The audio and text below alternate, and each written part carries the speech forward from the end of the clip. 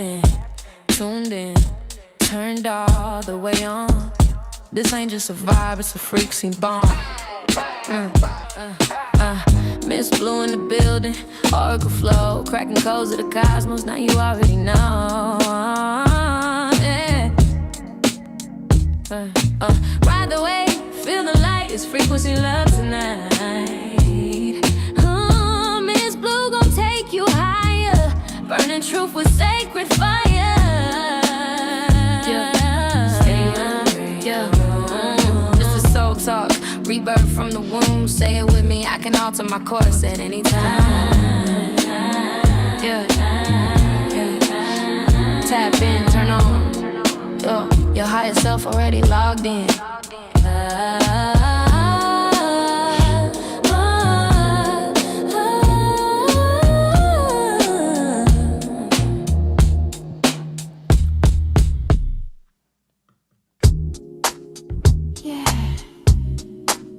If you really want it, you gotta be it. As Ms.Blue has shared with the world, it's all about frequency. If you feel it, show it. If you want it, grow it. If you believe it, know it. It's all about frequency. If you dream it, live it. Live it. If you receive it, give it. Nothing's missing. I'm it. It's all about frequency. In the past, I thought I lost it, but the truth was always near. Every scar became a teacher. Every fall just brought me here. Now I'm rising with the healing. Every light inside of me, not becoming what I'm chasing. I am the frequency. You feel it, show it. Show it. If you want it, grow it. Grow. If you leave it, know it. Know. All about frequency. Ask the question, how is this possible? The answer subtle, synchronicities audible. Keys unlocking, belief expanding. Frame by frame, new life commanding. No chase, no match, I embody the key. The light I own unlocks destiny. Raise my vibration, reality shifts. Every dream I desire already exists. Nothing's coming to me, no, no. Already here. When I raise my vibration, the vision is clear. Vision is clear. If you want it, grow it. If you leave it, know it. Believe it. It's all about frequency. If you dream it, live it. Give it. If you receive it, give it. No, nothing's missing. I'm it. It's all about frequency.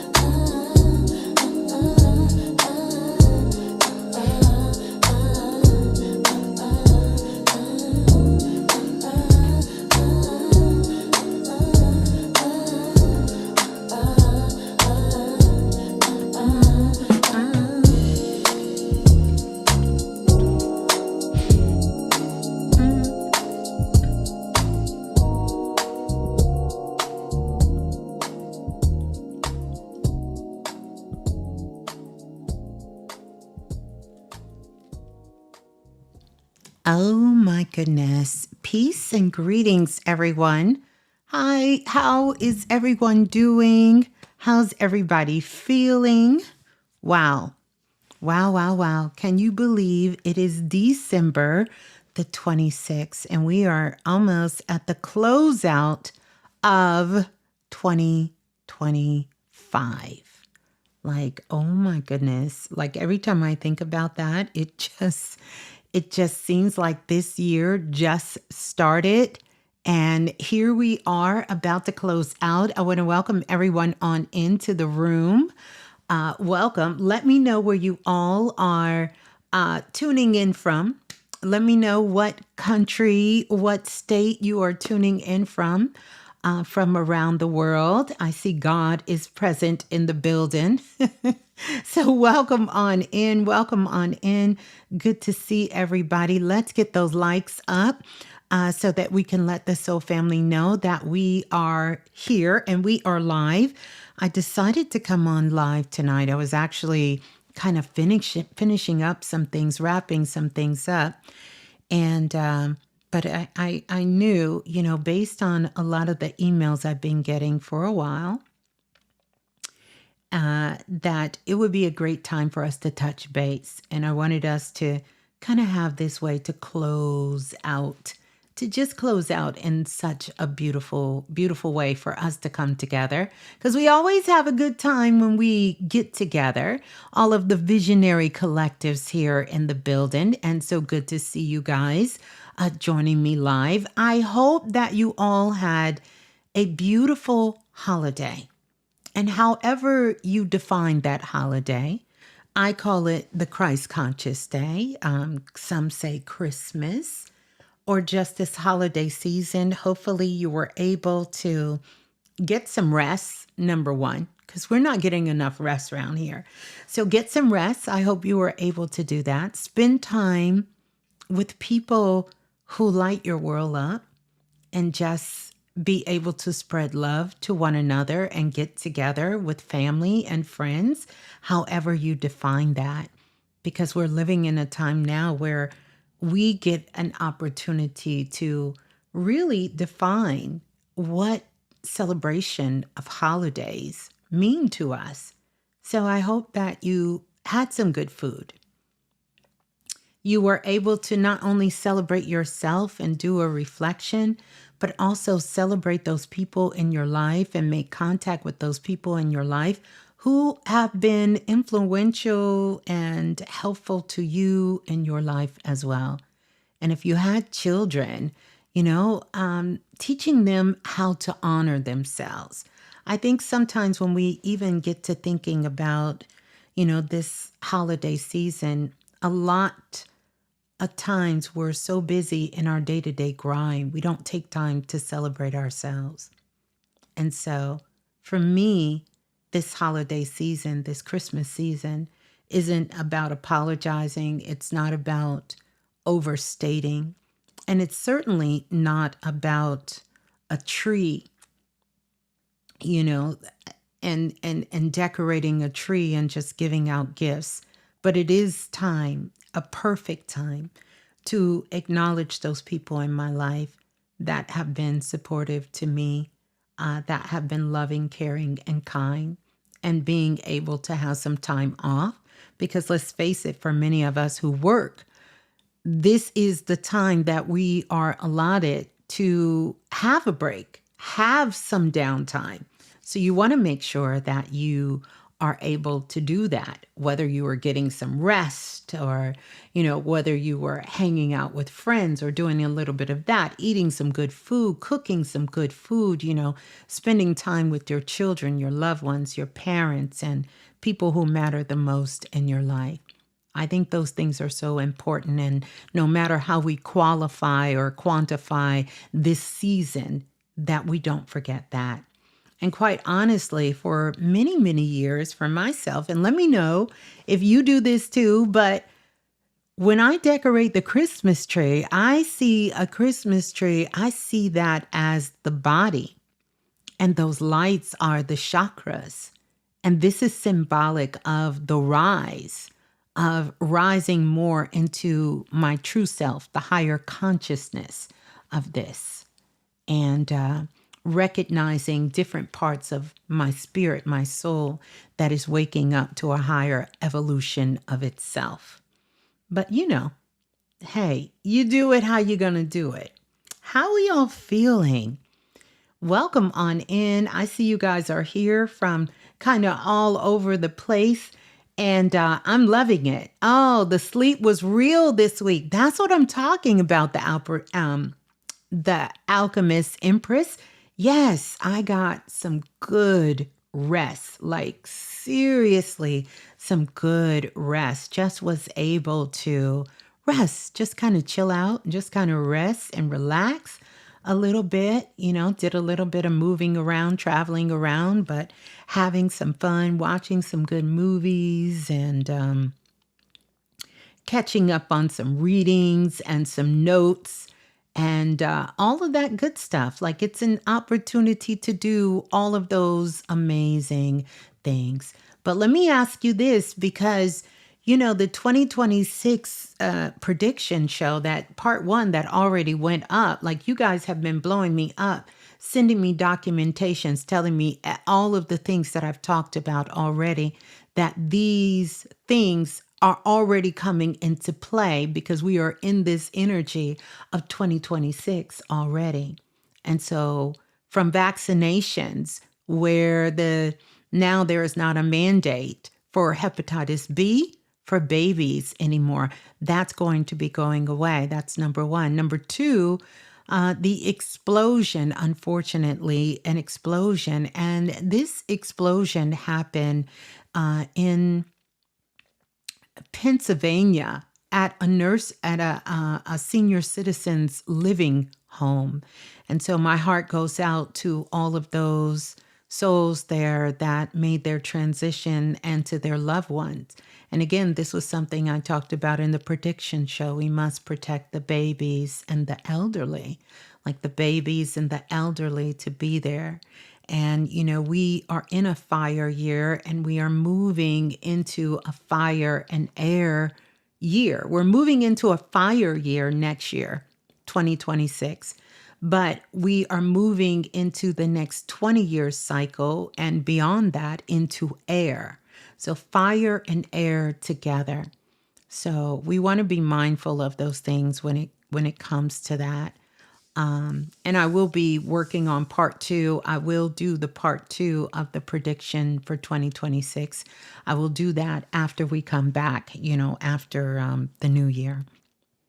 But yeah, I wanted to come on at this time. I know many of you are experiencing some of the ascension symptoms as well too.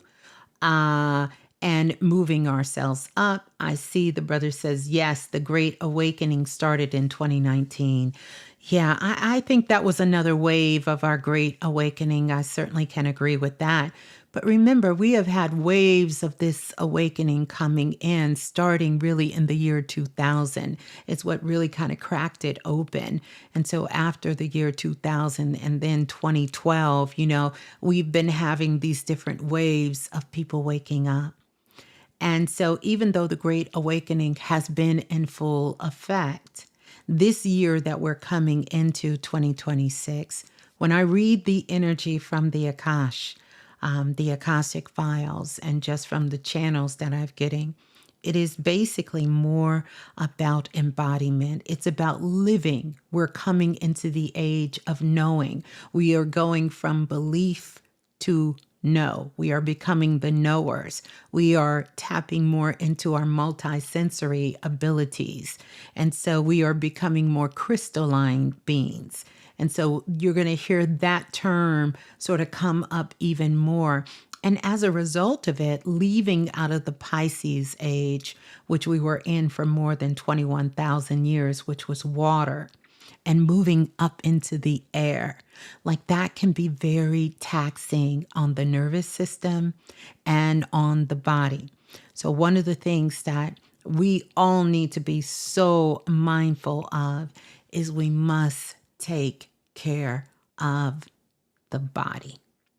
The body, the body, the body is going to be critical, because you cannot do this without your body. and we need the body to go with us. Issues with blood is going to arise, and even my mother had a little touch and go with that as well.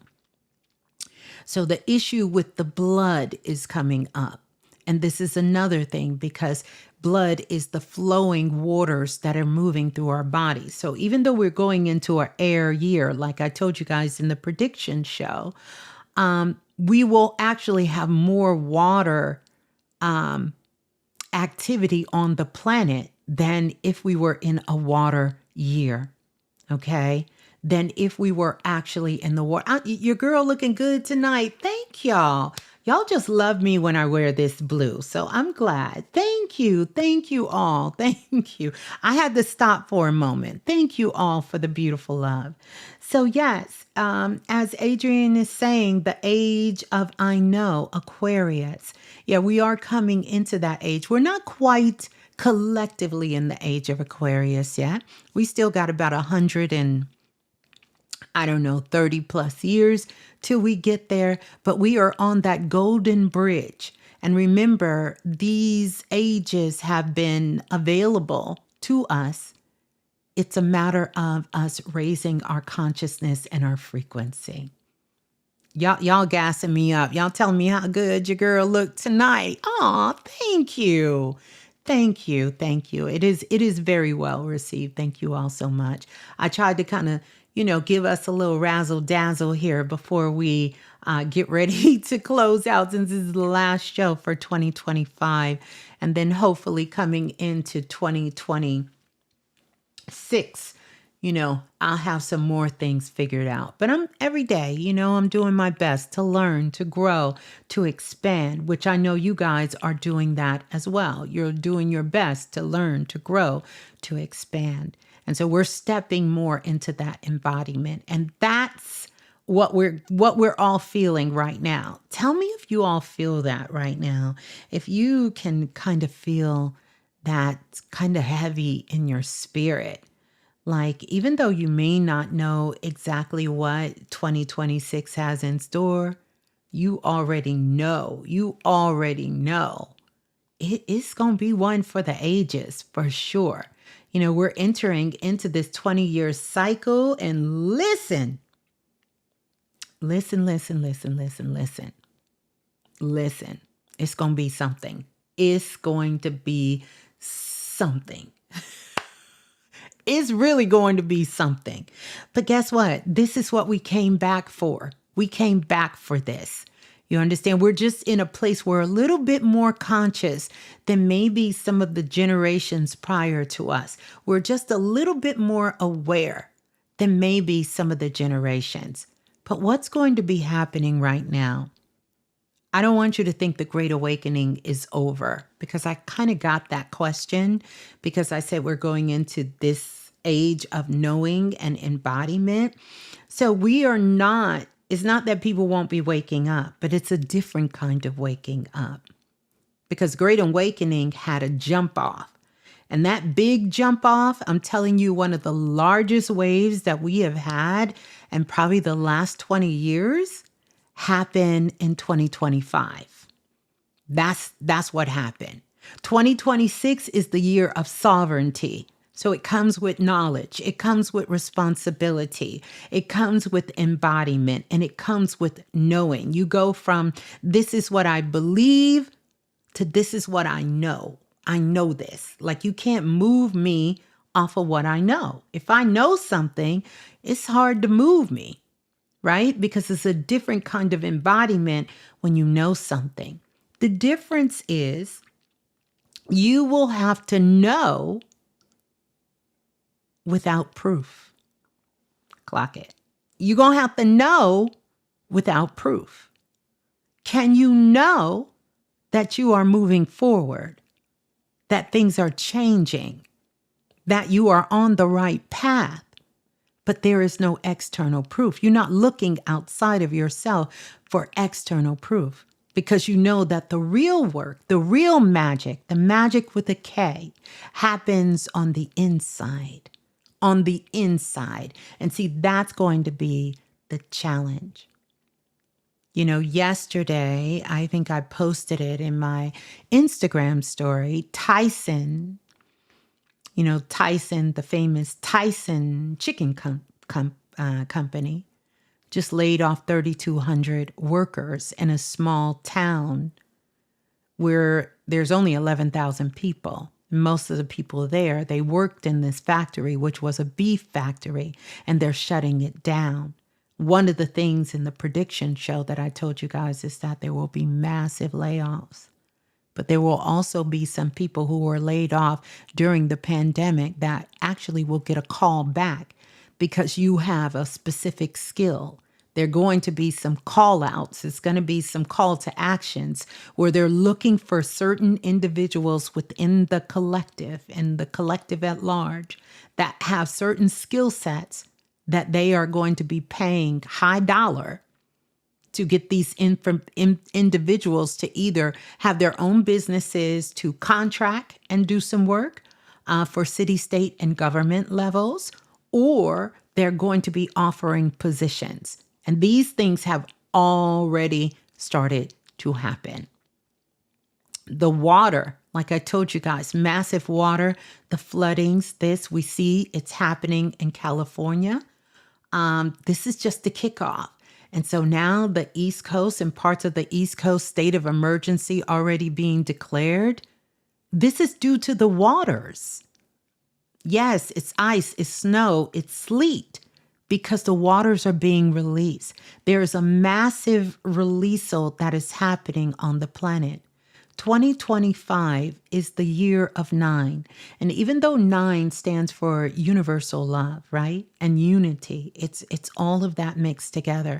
But it also is about closures. It's about endings, right? And it's about releasing. It's transformational, right? It's transformational energy. And so the planet is releasing all of the emotions that humans are releasing. Everything that we're letting go of, we're releasing here. It is being let go in the atmosphere. And see, we have been in 2026 energy since October. We have been in 2026 energy.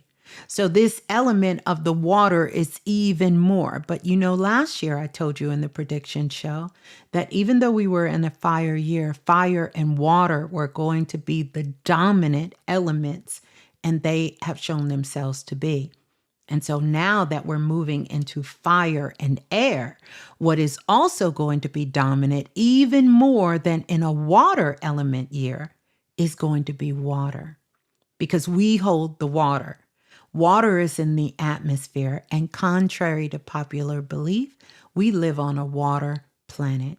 Water hosts knowledge, information, but water also is emotions, right? And as we release these emotions and go through our transformation, so does all of the things on the planet. And water has its own ecosystem. By the way, I want to give a shout out to the brother Knowledge Born Allah, and for being on his platform, which I broadcast. And just as I mentioned his name, he steps in the building. I broadcast with him on my channel, the last show. Incredible, powerful brother who has been putting in so much work. And I can't wait, because that's going to be one of the shows that we do when we come in the new year. He's going to come on and share his work. As well as, you guys know, he offered a special discount for everyone who's in the Visionary Collective, for his projects and his books that he has put out into the world. So definitely you guys go check that information out and get your hands on that books, because this brother is a genius and has a wealth of knowledge and comes from a powerful lineage. Wow, I'm not going to spoil it for you, because I want you to hear his origin story, because it is one definitely made for the historical books, with his incredible family and the lineage that he has continued to build and carry on. So it was a great pleasure. And thank you all for showing up and showing out, because the Visionary Collectives was in the building doing their thing in a big way. So great to have you all show up and show out as well. So yeah, so I want to say that I'm kind of all over the place, but I ain't gonna be too all over the place. I'm gonna try to keep it, kind of keep it. I want to welcome everybody on in the building. You guys hype this video up, like it up, so we can send a message out to the Soul family to let them know that we are live, we are here, and we are live. I'm going to be answering your calls here in just a short moment. So, I want to talk about a couple of more things. Of course, you guys know that we will have the upcoming class that will be coming up. And you all know that about the Dream Makers class. And again, I'm definitely going to probably push that class back. But if you've already signed up, as many of you have, which I'm so excited, it's a 12-week course that we're going to be working together. I may be pushing that back just a touch. And I'm telling you that because I'm trusting within my spirit that there will be some other things, not anything tragic. I kind of been the predictions that's been coming true right now are some of the ones that maybe we don't want to come true, but these are the ones that are coming up right now. But I promise you, part 2 is all about you. It's all about you, and it's all about the good things. And I also want you all to know that we have a say how these things are going. And so, when you get up in the morning and you are getting yourself together, send some sparkles out. Everybody who is a part of Soul Magic know how I tell you to send the sprinkles and the sparkles out before you arrive. You can do that with your neighborhood. You can do that, at your place of work. You can do that where your children go to school. You can do that in the state and the city that you live in. You can do it in your neighborhood. These things really change the energy and frequency of where you are. I'm always sending sparkles somewhere before I arrive. It's already there. It's like you sort of kind of sending out your energy, your own high vibrational energy before you enter into a space or come into a place. It really makes a difference. Really, really, really, really, really, really, really, really, really makes a difference. Yeah. So I want to talk about that. And then also, something else I wanted to, it's so much, like literally it is, but we're going to get to the questions here because I know that's probably what you all want. So we talked about the Dream Makers class that's going to be coming up, the 12-week class. And I'm excited because this is going to be galactic coaching that you're going to receive from me. And we're going to work on for 12 weeks. It's going to be all about you and everything that we do. Techniques that you will get, but not just techniques. I'm going to be teaching more of my coaching strategy, how we can go from this to this, whatever that is. Health, wealth, and everything in between. It's up to you what you want to use these strategies for to begin to move yourself forward, to get you from feeling stuck like Chuck, to get unstuck, and you can start moving yourself forward. Yeah. Because we got a lot of things to do in this year, this sovereignty year of 2026. I'm actually looking forward to it. It should be a pretty active year, a pretty very active year for all of us there. And also the futuristic activation 2026 is coming out. I'm still kind of working on putting the final touches because I want to do this in a different kind of way. I don't want to give you guys lists.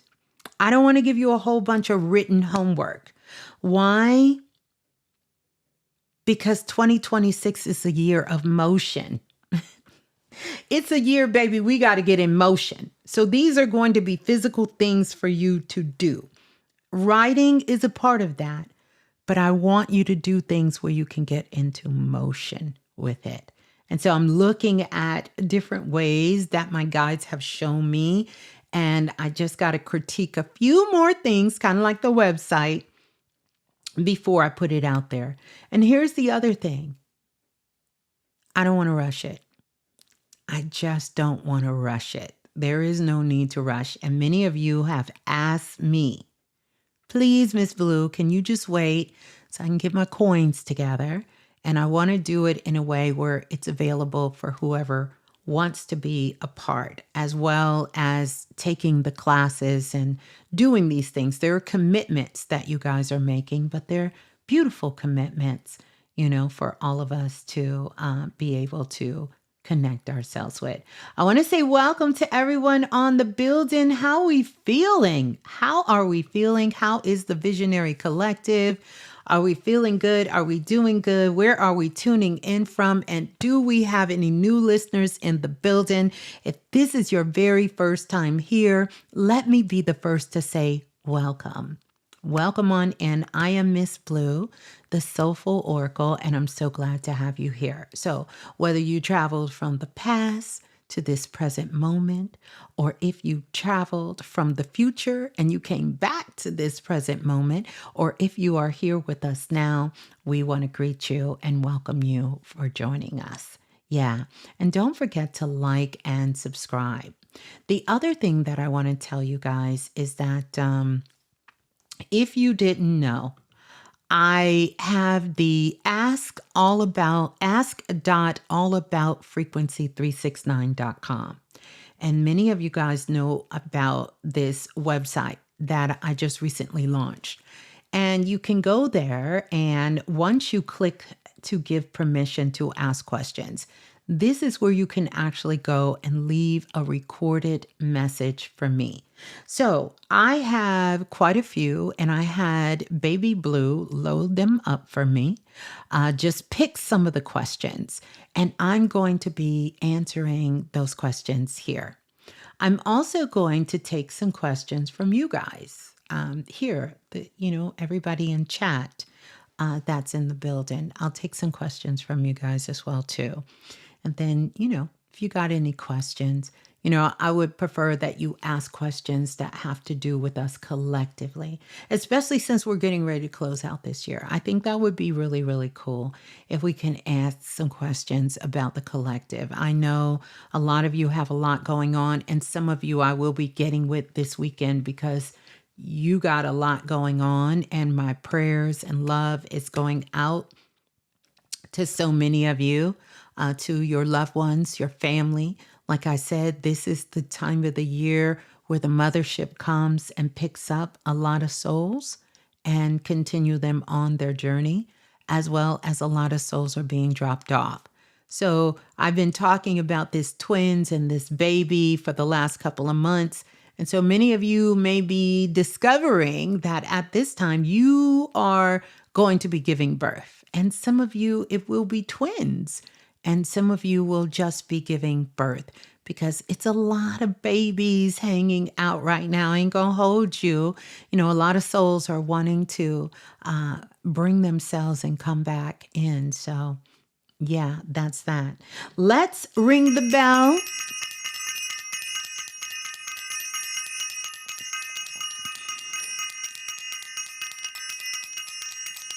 I want to ring the bell for everyone. And I also want to take this opportunity to thank you all for being a part and coming here and supporting me in this work. This is something that I truly love doing. I've been doing it for more than 2 decades at this point, and I do it because I absolutely love it. And a big part of that love has become you being a part of it. In fact, I couldn't do it without you. And so I absolutely want to say thank you for your support, for all of your love, for you guys passing the information on, staying dedicated to your work. And for those of you who were able to give back feedback and to share, for every like, for every comment, for every email, for every review, for every testimony you have told, and for so many of you guys who have spoke my name, spoke the work's name in rooms and spaces, even when I was not present. I thank you all so much, and I don't take that lightly. I truly, truly do love you guys. And I do know that we are a soul family, a very powerful community a very powerful community that is built off of visionary collectives. And I know that many of you are doing the work alongside me. And so I'm forever grateful for that. And I want us to continue that going into 2026 and showing up even more. And I know many of you are stepping into your gifts and you're learning more about your spiritual gifts, if that's what it be called, and how to utilize that and how to put that out in the world. You're healing yourselves. You are transforming your lives. You are elevating your frequency. You are learning that self-love is the new shadow work, which is so, so powerful. And I couldn't be more honored and more grateful. And by the way, shouts out to everyone who participated in the Futuristic Activation 2025 group and everyone who participated in the All About Frequency workshop. Everybody, well, that was a certification, and everyone who participated in Self-Love is the New Shadow work. And all of the classes, Andromeda Rising, we done did it all. Listen, I can go back and run down this whole year because it's been a year packed with so many things. But I want you to know I am forever grateful and I am so thankful for each and every single one of you. So with that being said, I think we're ready to go to the phone lines. Let's get those likes up, you guys. If you are here, like doesn't cost you anything, but it will show your support.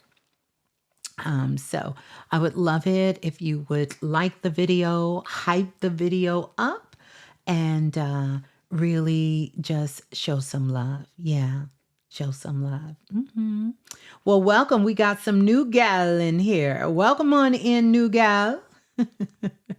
Welcome on in. Good to have you here. Yes, I did ask for all the new people to shout themselves out. If you are new, welcome on in so that we can send you some love. I want to send a very, very special shout out to the moderators as well. I don't even know if they're in the building, but Lola Falana, Brother Lance, and Brother Dante.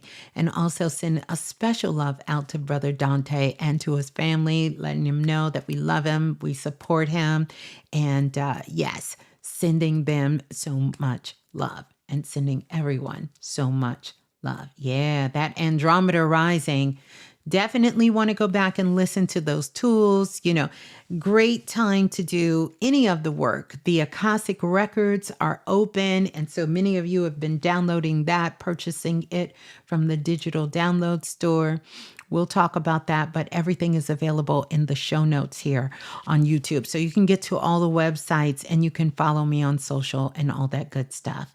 But now let's get ready so we can get ready so that, hey, Brittany Vise, so we can go ahead and get ready to answer the questions. And so let me tell you how this works for those of you who don't know. I don't really know what questions Baby Blue put in there. I'm hoping, she did at least follow the instructions to make sure that the questions she's answering, these will be questions like she went back to the newest questions, to older questions, not to the newest questions that are coming in. And so I am going to be answering them in real time. So here we go. We ready? How we feeling? We ready? Y'all let me know if you can hear the questions clear. And we're gonna go from there. Oh, and I see so many of you ask questions tonight. Well, who knows? Maybe, just maybe, we'll get a chance and I'll go and I'll pull some for tonight. Now, I know that's not, but maybe we can do something special since we're all here together, right? All right, so let me go. Let me go to the questions. I'm going to play the first question. Let me know if you all can hear it okay. How you doing, Ms.Blue? My name is Brooklyn. I currently reside in Arizona, and my question pertains to my location, permanent location, I guess. No, not I guess, permanent location. I like Arizona, but I don't know if there'll be, land out here for me to cultivate, um, to grow my own food. So my question is my permanent home here in Arizona, or is it somewhere else, whether it be the East Coast or the West Coast, or is it uh, overseas, like Japan or one of those type of countries? It's not a country, is it continent? It's one of them things. But my question is Arizona a good permanent place for me to stay? Mm, Or is it in the future that I'll be relocating? mm. Okay. Well, first of all, I want to say thank you to Brooklyn for asking that question.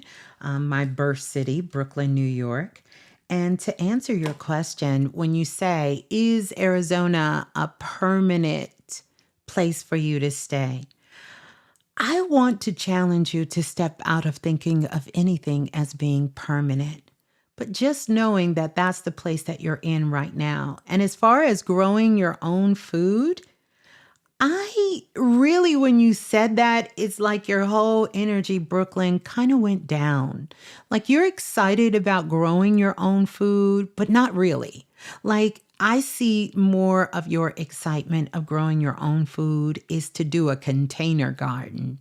You know how they have containers where you can put things in the container and you can grow like a tomato plants or you can grow some herbs and put it in there. But as far as you having all of this land and just growing all of your food, your energy just doesn't rise when you said that. In fact, it kind of dipped down a little bit. But I will tell you this, where your energy just really expanded was when you were talking about where should you live. Should it be Arizona? Should you go to the East Coast or the West Coast? Or should you even go to Japan, or somewhere like that? And I find that so interesting because the moment you said Japan, it's like your energy just spiked. Like I could see it. Like if it was a graph, I seen your whole auric field just kind of go up. It just spiked. It spiked so high. And I'm going to tell you why. Because number one, in a past life, you were a traveler. In fact, you were in a tribe that some would identify, even though this is an earlier tribe that were kind of like gypsies that kind of just went all over the place, like nomads. And you traveled from here to there, and you were just experiencing life in so many different kinds of ways.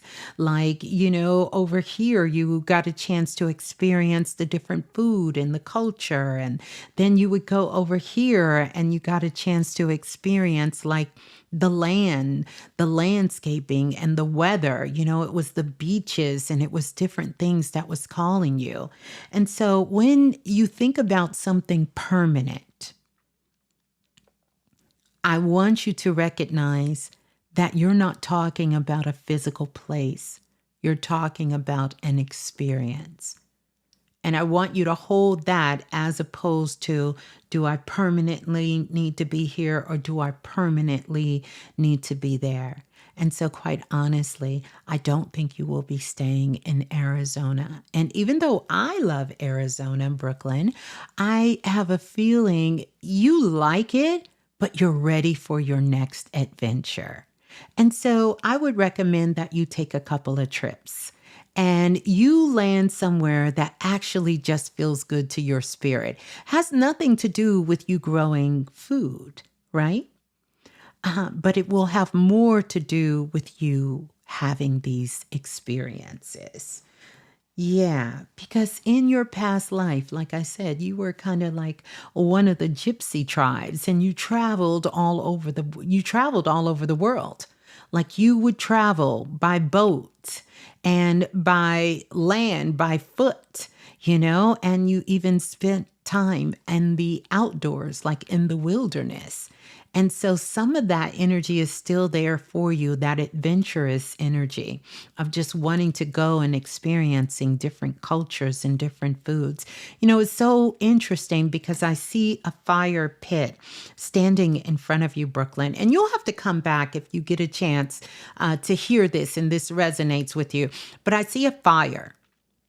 And I see a group of people around the fire. And actually, you are the ones you're cooking. You're one of the cooks there. And you're using like these spices and these herbs and you're mixing up something and everyone is just watching you like they're in awe watching you. So I wonder if you're some sort of chef or do you have some sort of unique ability of transporting people from experiences based on spices and herbs? Like, do you have a good sense of that? Like, are you able through taste to take people on a journey? Because that's what it's given. So thank you so much, Brooklyn, for calling in with your question. But I don't want you to think about living in a permanent place. I understand what you mean by that. But remember, the permanent residency is within your temple, and it is how you're feeling. And I want you to give yourself permission to explore that and to know that home is truly where the heart is. And so that's more of the focus than really saying, I'm going to be here forever, ever, and ever, ever, and ever, ever. I don't know if we can even say that anymore. And as much as I love my home and where I am here, I recognize that my true home is if I can feel safe within my body, if I can feel free within my mind, right? If I can have the liberty, to expand and to grow, that's home.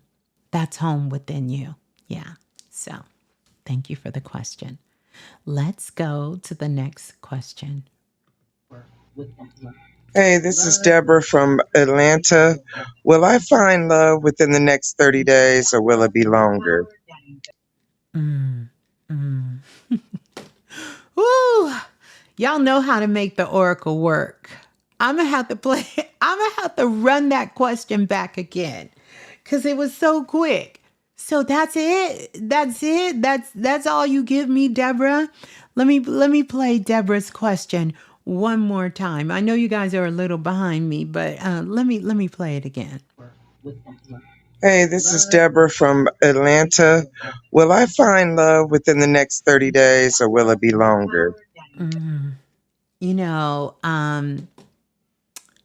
that was one of my favorite little pastime show. Is it Love in 30 Days? Is that what it's called? Is it called 30 Day Love? Somebody in chat, let me know. Or in the comment section down below, let me know. Is it 30 days? Is it 30 days? Love in 30 days? Or something like that. You know the show. Y'all know what I'm talking about, right? 30 days, 30 seconds, let's get it. Yeah, she pretty much said that. So here's the thing when it comes to finding love. And I'm going to speak very honest and candid. And this, 90-day loves. Yeah, at least they wanted 90 days. Deborah said 30 days.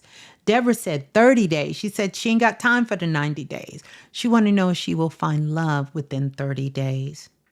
Finding love within 30 days is not impossible because we are truly, and I'm going to keep reiterating this, living in a time where anything is possible. So you can find, thank you, Michelle, 90 Day Fiance. That's the show. Yeah.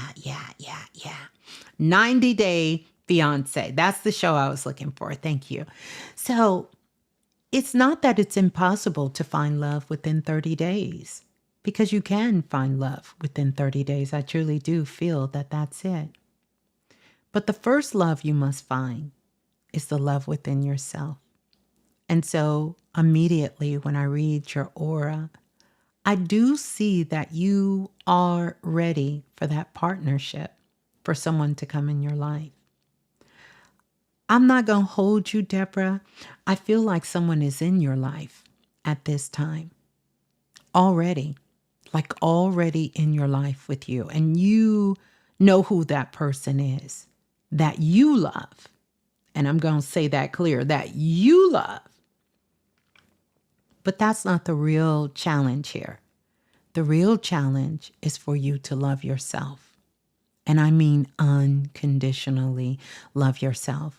Love is not hard to find. And I don't think you should really go searching for love. I think it should be something that you allow yourself to experience and to call in. And often when we get in a position where we put these constraints on, we want to find that person. And personally, I don't think that people should be looking for soulmates. I think we should be looking, and this is a term I heard one of my teachers say, we should be looking for earth mates. Somebody that's going to be good with you on earth. Soulmate, we don't know. Listen, the criteria is within a soulmate, baby, can take you from heaven to hell in the same day. But an earth mate, that means that there is an agreement between you two while you are here on earth, that you will love each other, that you will support each other, that you will be there for each other. There's a different kind of commitment when we agree that we are doing this here in this time, at this moment on earth, on planet Earth. Not our souls will be eternal, meaning even after this life or another place. No, none of that. We want to be earth mates. That means that we are going to be building here on earth. And so this is what I would say to you. Just don't want me to be great. That's my clock telling me it's time to get ready for bed. But we're not going to bed right now because we got to handle this. But when I get into your auric field and take a look at your energy, I see the color pink. And when I see this bright pink, like it's a bright, strong pink, and it's primarily the dominant color within your auric field, with also gold within your auric field, it tells me a couple of things. Number one, it tells me you have a big heart. It tells me that you have a caring heart, but there's been a lot of situations of betrayal. There's been a lot of situations of heartbreak, whether that was with the birth family or prior relationships. And that is where you kind of close yourself off on.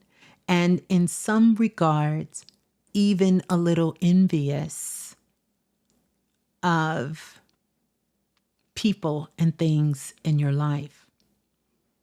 Not in a negative way, but in a way of, why can't that be me? Why can't I have had a family like this? Why couldn't I experience that? And if you want to know what is sort of stopping you from finding love, it's because first you must find the love that you're looking for within yourself. And I would recommend that you spend some time, at least give yourself about 3 or 4 months, to fall deeply and passionately in love with you. And then I understand it's a natural ability to want to have companionship. And that is something I think that you can certainly have. It's no reason why you cannot find someone to love you, to care for you, support you, and you do the same for them. There's nothing blocking you from that. But first, you have to see that within yourself. And so even though you asked this question, I know this isn't your real question, but this was a great test question. And so hopefully this is enough for you to see that, yeah, you can do this. Because right now you're looking for something to belong to. You're looking for something where you can give all of these things that you have inside of you, that you can share these things with the world. And so I want you to get out. I want you to do more things that you love, that you enjoy being around and you enjoy doing. And then I want you to work for the last 4 months to fall passionately madly, deeply in love with you. And even take yourself out on a date, even take yourself out to dinner. Enjoy your own company, like tremendously. A lot of times we're looking for love, but the truth is we can't stand being by ourselves. We can't stand ourselves. What are you doing that's exciting? What are you doing that is filled with joy? Because you're looking for joy more than you are for love. And I don't mean to say that in a disregarded way. This is just what I'm picking up. And so, with all that pink energy, that pink can turn very envious in a while. I want you to mix that pink up with some green. And that green is going to bring in a lot of that vitality. And you can do that by wearing something green. You can eat foods that are green in color. You can meditate on the color green, and that's going to bring that energy in because the pink and the green both are in the heart chakra to help you expand your heart, to be more open, to be more caring, to be more giving, right? And to balance out some of the energy where you can see where Deborah is loving herself and where Deborah is overgiving in certain areas of her life, and to balance that out. Yeah, but work on your self-love and give yourself until we get to about the middle towards the end of May. I do feel like that there will be opportunities for someone to enter your life that is really what you're looking for, not what you're asking for, but what your soul truly needs. But first, work on loving you. Work on that, because then you'll be ready when that perfect partner, and I don't mean perfect as in perfect, I mean perfect for the energy you're putting out, shows up. Yeah. So there you go. All right. Let's go to the next question. Blessings, Miss Blue. My name is Brescia. I am calling from New Orleans, Louisiana. And I had a question I wanted to know. Could you read my energy, my chakras, and tell me what do you see? Thank you so much. Have a beautiful day. All right. Barisha. What a beautiful name. From New Orleans. Immediately once I get into your energy field, I will tell you this. Your heart chakra is gorgeous, beautiful. The front, beautiful. The back, you're taking in energy through the back of your heart chakra, which is the largest energy center on the physical body. So the heart chakra covers the whole chest cavity, down the shoulders, the arms, and even the fingers, right? So you're taking in a lot of energy. I would love for you to take in a little bit more in the back of your heart chakra. So you're so loving, you're so giving, you're so kind. And you are taking in energy in the back. So that looks beautiful for me. When it comes to your root chakra, you have done a lot of work here. When it comes to your root chakra, you've done a lot of work here. It has a lot to do with your family lineage, and not so much about the financial, like money, but the way of thinking and their way of being. Very loving and caring people, but also people who weren't very open to taking chances or taking risk. And you, Barisha, you're a risk taker. You want to risk it all. You will take a chance in a minute. You are the ready, set, go. Let's go try it. Let's go do it. Let's get outside the safe zone. And you have desperately been working to get outside of the safe zone. And you have done that. not recklessly, but you have done that. You have stepped outside the safe zone. And so your energy center for your root chakra, it's nice. It's healthy. I would like it a little bit more expansive, but you're working on that and it's beautiful. Now, your third eye, I can tell, is just recently opening. It is recently opening. You know, you, like many of us all here, we were born knowing. And then over time, things came and you sort of kind of washed that away. But now your third eye is starting to reopen and expand itself a little bit. And that's a good thing because now you're becoming more curious about certain things. You're a natural born healer and you're a natural teacher. And so nothing does you better than to assist someone and to heal them. And you have a love for energy. Like you love that. You want to explore how does it work? How can you see it? How can you tap into it? How can you connect with it? So that's a good thing. I would encourage you to keep going on that path. Your crown chakra is nice. Now, the back of your third eye is where you're receiving information and taking information in. And not just information like things around us, but information like if somebody were to give you advice, right? Or like here, like I'm doing this spiritual counseling for you and you're listening to what I'm saying and responding to your question. That, as well as good things, high frequency that's in the air. You know, you could be reading something and you're taking that information in, as well as Kundalini energy that does not exist inside of our atmosphere. This is something that's coming outside the center of our galaxy, like higher insight. So what I would call is divine wisdom, like wisdom from God, the universe, and Most High. And you listen to that, but not always. You will let your mind talk you out of something, and then you will come back and say, you know what? Dang it.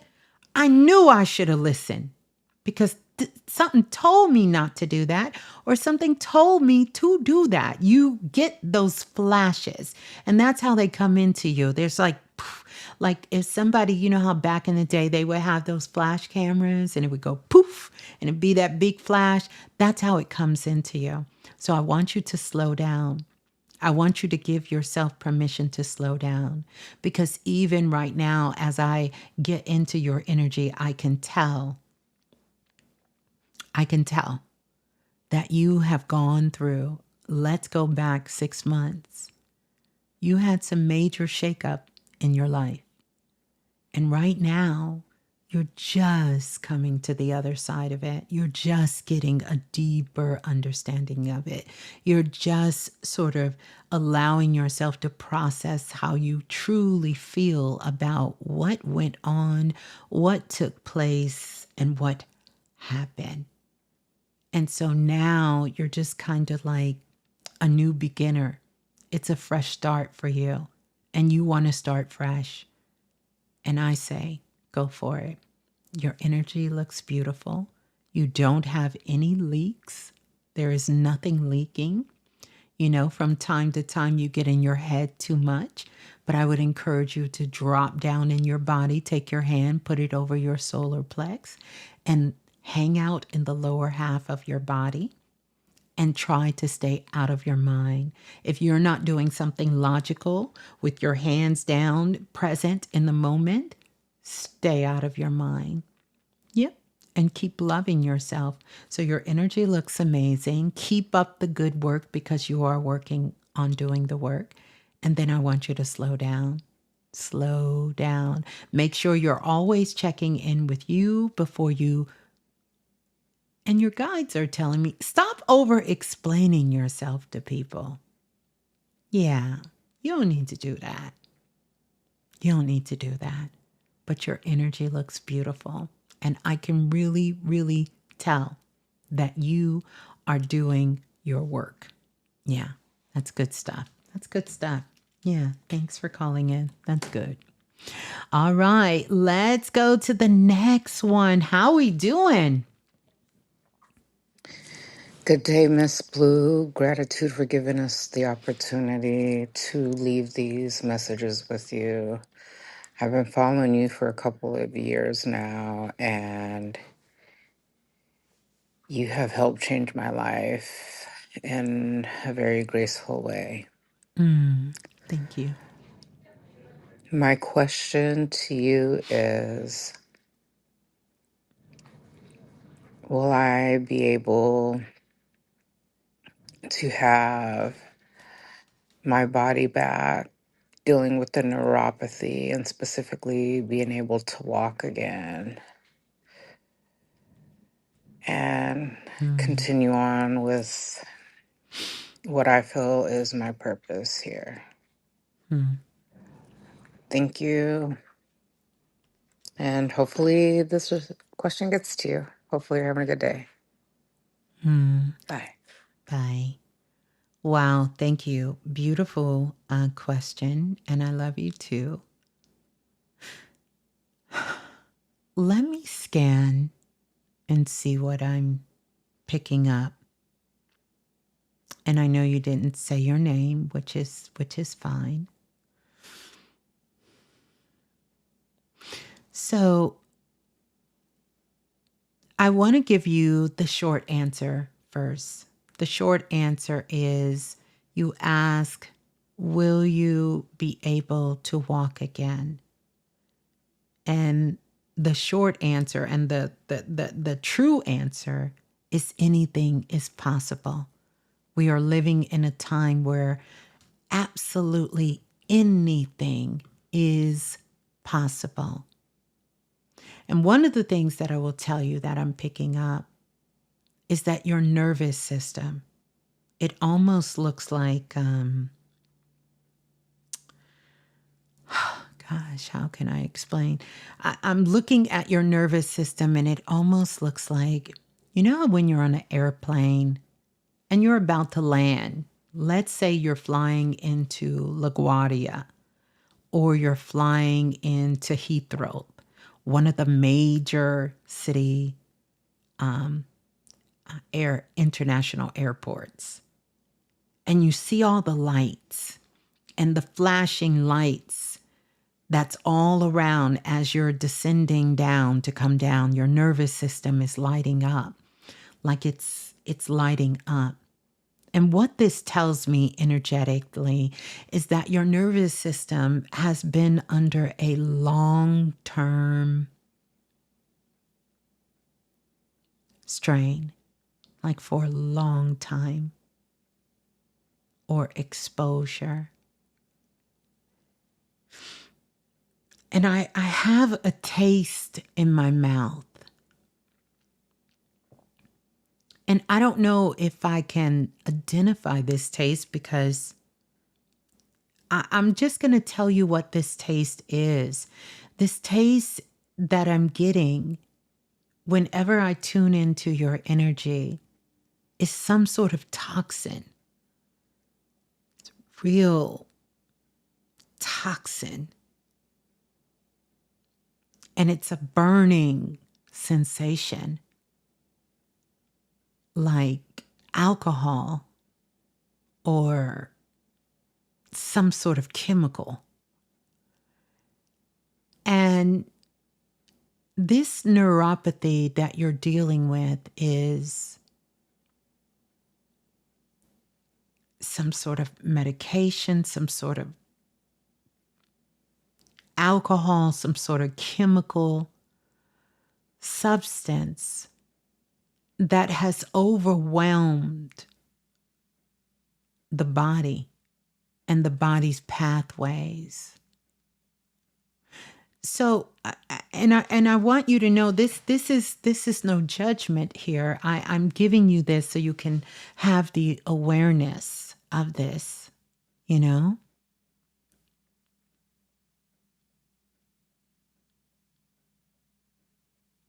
Some of the recommendations that I would tell you is definitely get plenty of rest, which I can see that you're doing, and to be easy on your body. Because know that one of the things that happens is that the body always speaks before it breaks. And so when things like neuropathy show up, it shows up when the nervous system has been saying, I need some relief. Your nervous system is like screaming for safety and to get out of survival mode, because being in survival mode can do this as well. And being under pressure, having some sort of pressure on you, or being overloaded, you know? And I want you to know that even though this is a challenging situation, and I'm very sorry that you're going through this, loss of sensation or any kind of movement, it's not the body giving up, but it's, how can I put this? This is the body protecting itself. It's how the body protects itself. And I would recommend definitely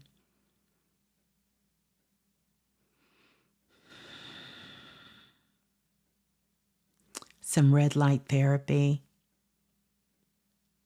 for your body. I would also recommend a detox for the body. But then we have to get to the root cause of what actually is going on. And I keep going back to this taste that I have in my mouth that I've never tasted. So I can't really tell you it tastes like some sort of chemical, some sort of alcoholic taste. And I'm not saying or accusing you of that, but I feel like this is something that goes back a couple of generations in your family. And for some reason, your father's side of the family does come up. And, this could have even been something that you experienced or it was introduced to you through Ural, when you were in your mother's womb. And so I would recommend healing, some sort of trauma healing, so that you can work on. And I know if you've been listening to me, then I know you're doing the work of learning how to love yourself and love yourself some more and keep loving yourself some more, because your body hasn't abandoned you. And I know it may feel that way at this point, but like I said, anything is possible. The body is communicating with you. And something powerful happens when we start listening to what the body is saying. I mean, truly listening. The body will find new ways to move itself forward. And this is what's happening. So you're at the point where you may be experiencing pain in other parts of your body. But I want you to get very clear and listen, because that awareness is what's going to help you rewire your nervous system together to get them to fire together. I want you to pay very close attention to what has your attention and your thoughts. Because when you start to focus your energy and thoughts on more of what you want to bring into your life and not what you don't, then those neurons and those pathways will start to rewire themselves, and they will start to fire off new signals from the brain to the body so that it can start to respond in a way. Take care of your gut health. Matter of fact, before you eat, speak to your stomach, speak to your gut when you're taking in these healthy foods. And know that anything is possible for you. And keep showing up for you. Keep loving you. Yeah, yeah. But that's what I'm seeing. That's what I'm seeing. And yes, it is possible. And I really know that you can greatly improve what is going on and how you're living your life. And one of the things I want to encourage you, you said, I want to fulfill my purpose that I came here to do. And I want you to not wait until you're perfect or what you think is perfect. I want you to start doing what you can to fulfill that purpose right now. Yeah.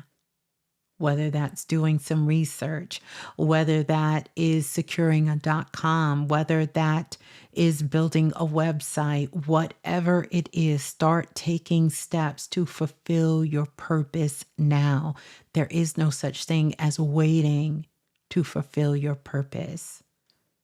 Because if you can get to me, you can find the soul tribe that's waiting on you to show up, not perfect, but to authentically show up as you and with the medicine that you have for the world. Because, see, when we give our light to the world, it's medicine for those who receive it. And in return, we receive the medicine that we need for ourselves. And so show up. Show up for your purpose that you know that you're being called to do, because that also is going to put you in a state where you can elevate your consciousness, expand your awareness, and be in a state of joy. When we do what we love, that in itself is a miracle and magic happening at the same time. This is what's going to get you into that state of a full body yes. I am healed. When you are in a state of joy, when you are finding joy and doing things that you love and you enjoy, and you're actively doing it, not wishing, not waiting, not thinking, but doing it. That's going to be greater than any therapy, than any medicine, than any healing, than anything you can think of. That is the greatest medicine in the world. So there you go. I am sending you so much love. I love you. I thank you for, holding on, right? And loving yourself and continuously doing your work. Yes. All right. Thank you. Thank you. That was powerful. Yeah. All right. Let's go to the next one. Ooh. Hello, Miss Blue. This is Yatanda. I was calling to ask a question. It just seems like every time I take two steps forward, I get pulled back. Um, and I know it's not all about finances or whatever, and I'm grateful for, the job that I do have. And it just feel like just everything is just coming at once or whatever. And it's like I ask for guidance if I have any spiritual guidance, guidance to guide me. But I ask for it, but it seemed like I'm just still stuck. And I'm just trying to figure out, I don't know what's going on with Mm-hmm. me. Um, I try to raise my vibration every day, every night before I go to bed. I'm always listening to vibrational things just to help me through the day sometime. And I'm just wondering still, like, what kind of oral is around me or what steps I can take Mm-hmm. to move forward and not just keep getting pulled back. Mm-hmm. That's my question. Thank you, Miss Blue. Love you. Oh, love you too. Thank you for that. Yotanda. Did I say her name right? I hope I did. So here's the thing. I just kind of drew your energy out really quick. And I'm listening to you saying you felt like you're stuck. You take 2 steps forward. Seems like you're taking 2 steps back. And I know a lot of people are feeling this at this time. And you're trying to keep your energy high. You're listening to this. You're listening to that. I scanned all through your auric field, and I even scanned around you. Nothing is dark and nothing is damaged. But what I did pick up is that, mm, mm, well, let me say this first. Your vibration isn't low because you said that you listening to something in the morning to raise your vibration, and before you go to bed to raise your vibration, and you're doing things to raise your vibration isn't low. That's not the issue. Your vibration isn't low at all. Mm-mm. What's really happening, uh, uh, uh, uh, uh, uh. So let me say it like this, because I think this is going to help a lot of us listening. You can raise your vibration, baby. You can do it morning. You can do it night. You can listen to all the right things. You can listen. You can listen to some binary beats. You can listen to some meditation. You can speak some affirmation. You can do some activation and still feel stuck if your body doesn't feel safe. And that's what's happening right now. Your nervous system, Yatanda, your nervous system is tired. You know how somebody say, I'm motherfucking tired. Your nervous system is tired. That's it. It's tired. Yeah. And one thing about the auric field, it responds to regulation, not pressure. And so when you're stuck, because you're doing too much from a place of survival, when you're stuck in survival mode, this is what makes things go 2 steps forward and 2 steps back, because you're operating from survival mode, you know? Mm-hmm. So let's talk about, instead of how can I raise my vibration, where can I center, regulate, and soften myself at? Where can I do this? Where can I regulate myself? Start asking those questions.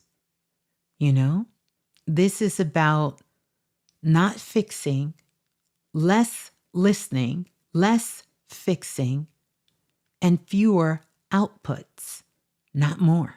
Not doing more things, doing less.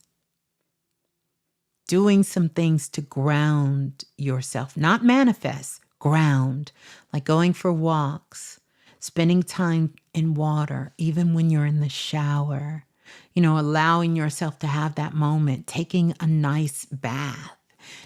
Just sitting, being in water is so transformative. This is why every spiritual system and every religion in the world, one of the most sacred acts you can do is to be blessed while in the waters.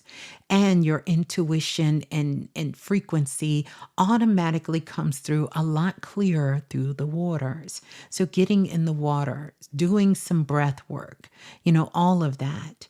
You have to let the body catch up to the intention. Many of us are, intentions are way up here and our body is way down here. And there's a big gap in between. And we cannot catch up. The body can't catch up with the intention. So I want you to remove that word of high vibration. And where can I find more self-trust? Because that's what you need right now. You just need self-trust. Your vibration is beautiful. Your vibration is already high.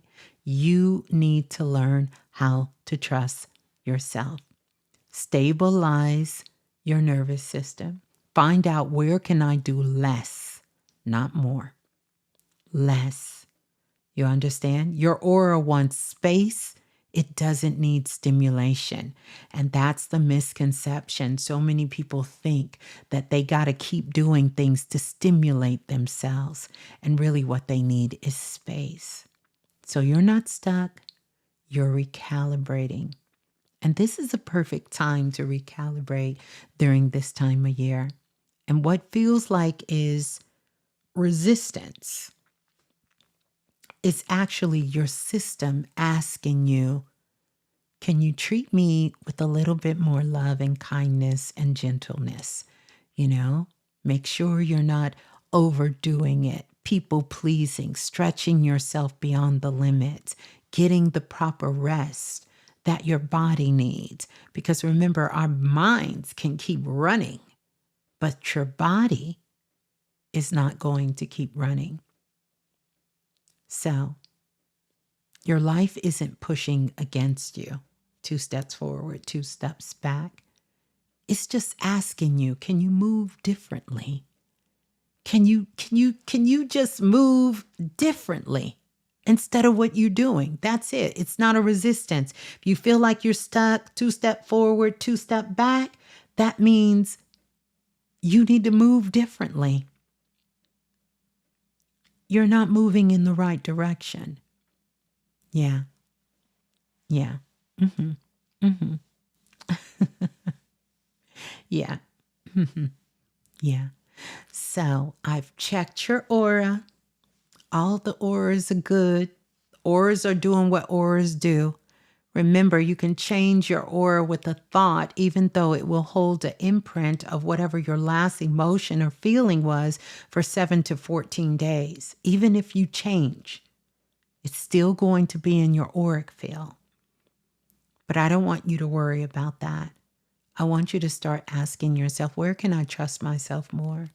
So before you think about doing more, over giving, overworking, overstimulating, overdoing it, where can I trust myself more? Yeah. Yeah. So there you go. I love you. And thank you so much for calling in and asking such a powerful question. Yeah. I think that, let me see if that was the last one, you guys.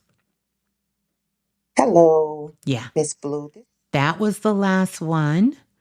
Okay. How we liking the format thus far? We liking the format pretty good. And I see so many of you guys have definitely whoa. Y'all have definitely sent your questions in. Oh, you're on your way to the Virgin Islands. Congratulations. Ooh, the U.S. Virgin Islands. Enjoy. That's going to be a beautiful trip. A beautiful trip. Yeah. Mm-hmm. Mm-hmm. A beautiful trip. Yeah, 7 to 14 days. Yeah. So when you have something go on or something occurs in your life, even if you shift your frequency, it's still going to be in your auric field for 7 to 14 days. And depending on what it is, it could stay a little longer, but 7 to 14 days. If you find yourself getting sick with like a cold or a flu or something, I want you to go back 3 to 4 months. Take a look. Take a look, take a look, take a look, take a look. Take a look. And when you take a look, you're absolutely going to see what triggered that, because usually that's how long it takes for the body to catch up. So you're usually not dealing with what just happened. You understand?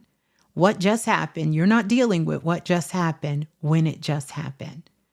It just means that we've made ourselves vulnerable to something that's happened.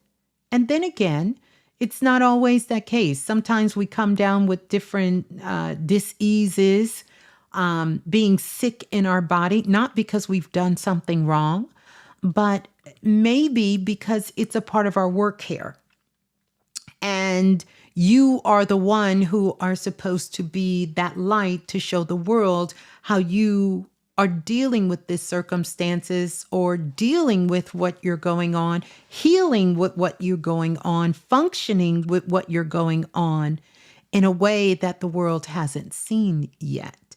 So remember, the body is always speaking to us. And I know some of you guys may have sent a message, but I want, I listen, I don't even want to tell y'all how many messages it is because it's a lot.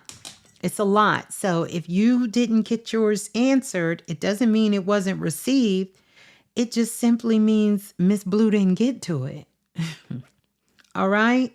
That's what it means. It means Ms. Blue didn't get to it. I didn't get to it. It just means I didn't get to it yet. That's all it means. And so that's when I'm going to, I will be working on those questions whenever I come on. And somebody asked, where is the question? What's the website for questions? Love it. What's the website for questions? It's on the screen. Can you guys not see the question? Do y'all see that? Do y'all see where it says ask allaboutfrequency369.com? Can y'all see that?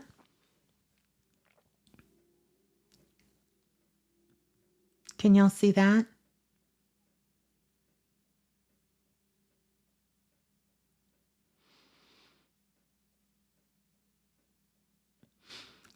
I see you guys are asking what is most important for me to know in regarding, yeah, I'm not going to do astrological charts tonight.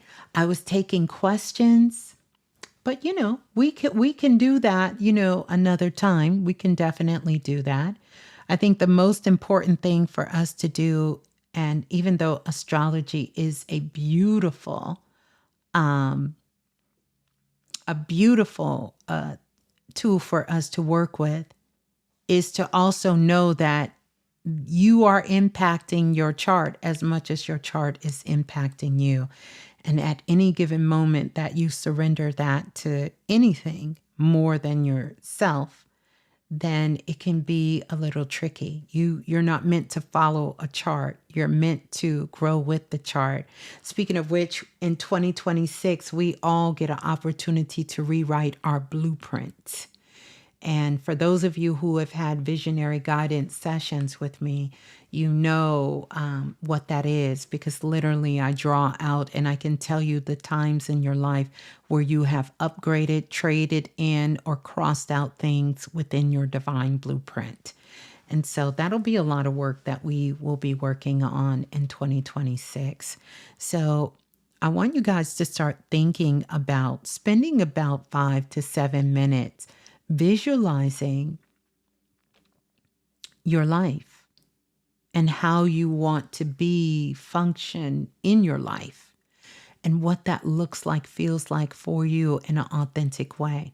And hold that frequency within your body, like hold that vision and that frequency. And even if you can't see it, the knowingness of it, what will it feel like when you have achieved these things that you have desires to achieve, and be in that, and to be in that presence.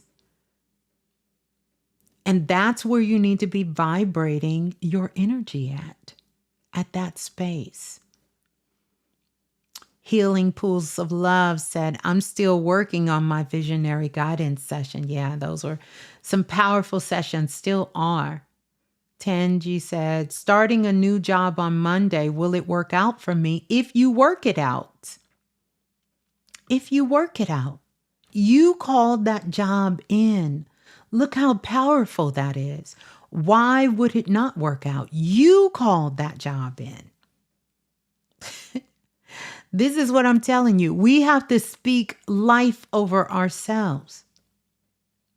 It's not about knowing everything. It's about knowing that our actions, our intentions matter, and that we are co-creating. So if you call this job in, here's the deal. Maybe you get there and decide you don't want the job. It's not for you. So it's not, will the job work out for you? You called the job in, and you get an opportunity to see if it's a good match for you. So will it work out depends on you. But if you go in there thinking that that power belongs to someone else, then you already done kind of put yourself at a deficit. So I want you to get curious. You are looking for work. This came up. You don't know if it's going to be a perfect fit. But what if it is a perfect fit? What if you go there and you love it? What if you go there and this is the opportunity you are waiting for? Get curious, because sometimes it's a big jump to go from not being used to talking to life that way about yourself to just kind of taking the steps to work towards that. So start taking the steps to work towards saying, but what if this is exciting? What if this, why wouldn't it work out for me? So instead of thinking on the negative, think about more about what you want to create, to experience, and get curious. Just get curious and stay open. That's it.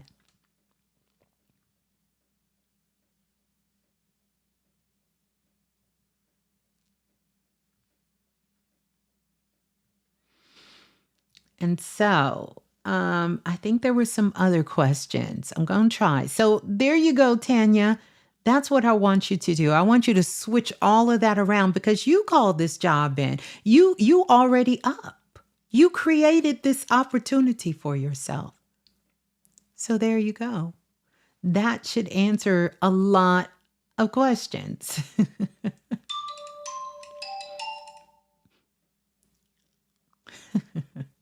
That should create a lot of questions.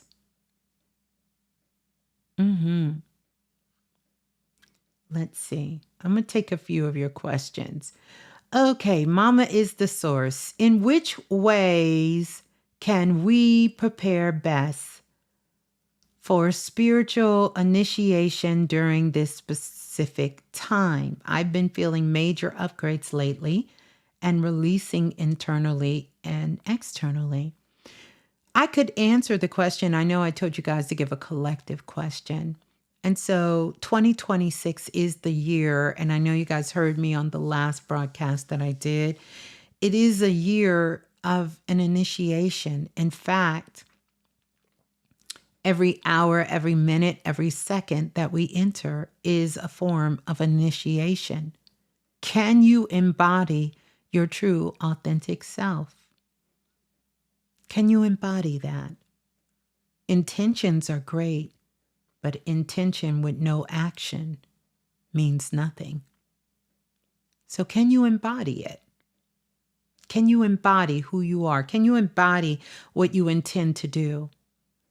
And we all are getting massive upgrades. That's never going to stop. But upgrades don't instantly activate. You have to do the alchemy. If you don't do the inner work, it's just information overload, which is one of the reasons why so many people are having these emotional moments, either anger, frustration, or sadness, depression, because we're being overstimulated with information and we're just holding it. Because information alone does not cause transformation. And then the other thing that I want to challenge us collectively to do, I want you to figure out what makes you happy. If you don't know, if you say, hey, Ms.Blue, I used to be happy doing this, but I'm not happy doing that anymore. I used to be really happy doing this. I want you to find what makes you happy, and I want you to do it. You have to figure out how to find joy in your life. Life is not meant for us to constantly be chasing downloads, activations, endings, and releases. Life is worth living, and we have to live. We have to live. And the beautiful thing is, we get to decide what that living is like. We get to decide. At any given moment, you can change your life. One thought, one action, one step at a time, you can change your life. And if every day you focus on what makes me happy, and I want you to pull that vibration in. If you say, well, Miss Blue, what makes me happy is to be somewhere on an island next to a beach, chilling, taking in the sunlight. And maybe you can't get there right now. I want you to hold that feeling, that vibration, if you were on the beach, till you literally can feel your body changing.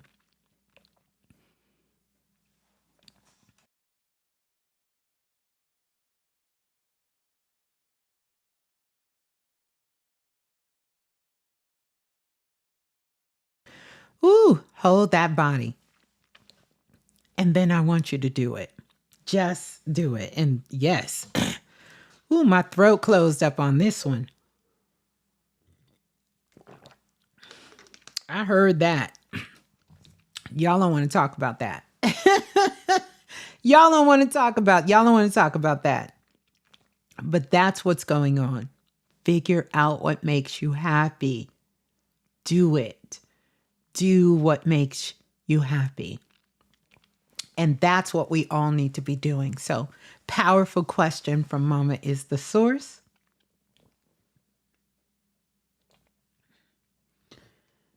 What was your question? Oh, that was your question on the voicemail. No. Perfect question on the voicemail. Perfect. Ooh.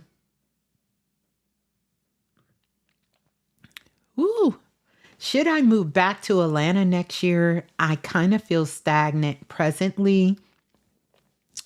And I want to know if this move is what is necessary for my children and I.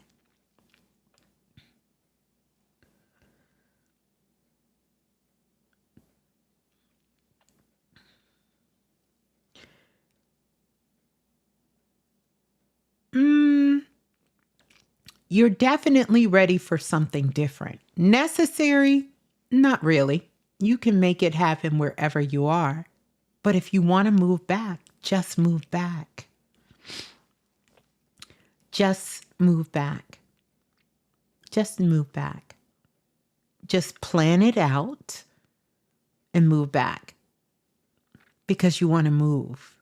You don't need to create a scenario to move. And I want us to focus on, to think about that. I just got a text message. I know what it is. I was supposed to be off of here. I was supposed to be off of here, but Atlanta may be a good place, maybe not, but just get curious for now. Just get curious. Just get curious. Just start thinking about different places you can live, you know?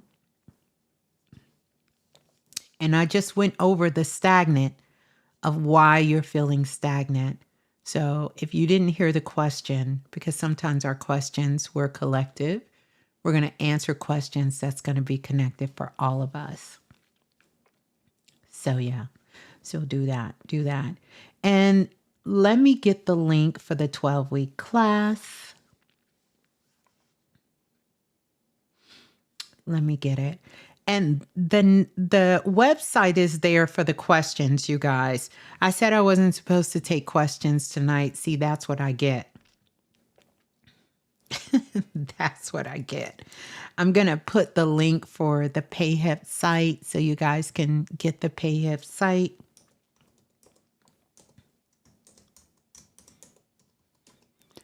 And for those of you who are dealing with weather, I pray that you all are safe and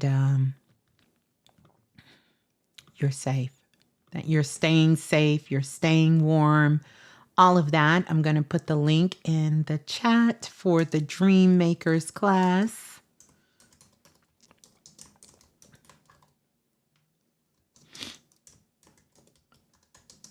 There we go. Yeah, for the Dream Makers class.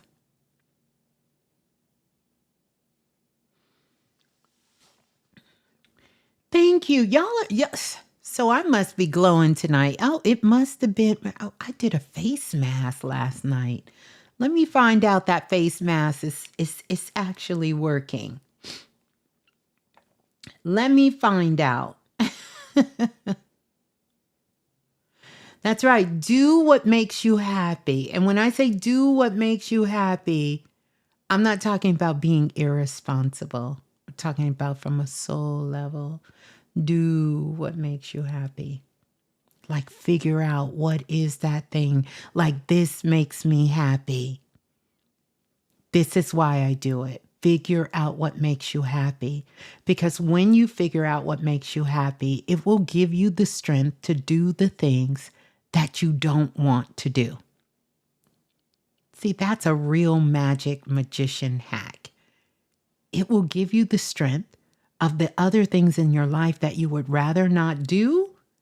When you're doing something that makes you happy, you're going to be like, you know what? I got enough strength to do this other stuff. I would be at work on Monday and excited to go into work on Monday because I knew on Friday was time for me to do my show. And it was nothing but a countdown. Every day I was getting excited because it was getting close to Friday. That gave me the strength to do some of the other things in my life that I know that I must do. As being a responsible sovereign being and wanting to maintain a certain way for myself and my children and my family, that gave me the strength to do the other things that I didn't want to do. So, yeah.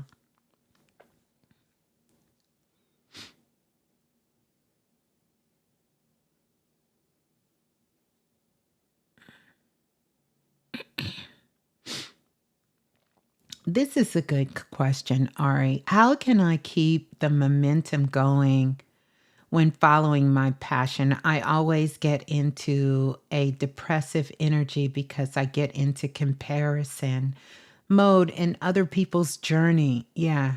Mm-hmm. And I feel stagnant with my creativity. Yeah, that can certainly happen. And that's an honest place to be, there. One of the things I would tell you is I never really seen competition. I don't really believe in competition. I either feel like I can either learn something from you or I can help you. But there is no competition. First of all, because there's only one of me. No one can compete with me but me, and vice versa. Nobody can compete with you but you. So if you see somebody and you think, wow, the moment you start to feel a comparison and start thinking, dang, I wish I was there, know you can learn something from them. Learn from them. Excuse me, you guys. Yeah. And know that you can learn something from them. You can learn from them. And so when you can start getting excited for other people's growth, and I mean do that in an authentic way, then that's when you know you're over it. When you can generally be happy and excited for someone else. Yeah, that throat chakra is closing shop because it already said, Blue, do not get on here answering no questions. Do not get on here doing no 3-4 hour show. And what does Blue do? Blue is on here doing just that. And the moment I started, taking y'all questions, my throat said, we gonna shut it down. We gonna shut it down. But don't worry. We're gonna go here in a minute. I just wanted to get this, but you're right. Yep. See how that works? It works. It works. And I know what it is. I know what it is because I made a promise to myself that I wasn't going to do this, and I am. So I have to I'm renegotiating with myself right now. I'm renegotiating with myself saying, okay, I know I said that, but I'm going to change. I'm going to renegotiate. So that's how you change that. Remember one thing about inspiration. Inspiration, this is the lie they don't tell you about creativity and inspiration. Inspiration has to be fed. Don't think because you get this ta-da, this burst of inspiration that you good. You have to feed that. You feed that with joy. You feed that with time, energy, and attention. You feed that by nurturing. You feed that by taking care of yourself. You have to feed inspiration. And the best thing you can do is not to be looking at something else that's similar to yours, because you will feel that way. People think they don't get inspired by other people, or, quiet as is kept, some people don't know the difference between being inspired and copying. But there is a big difference between I'm inspired by you and I'm copying.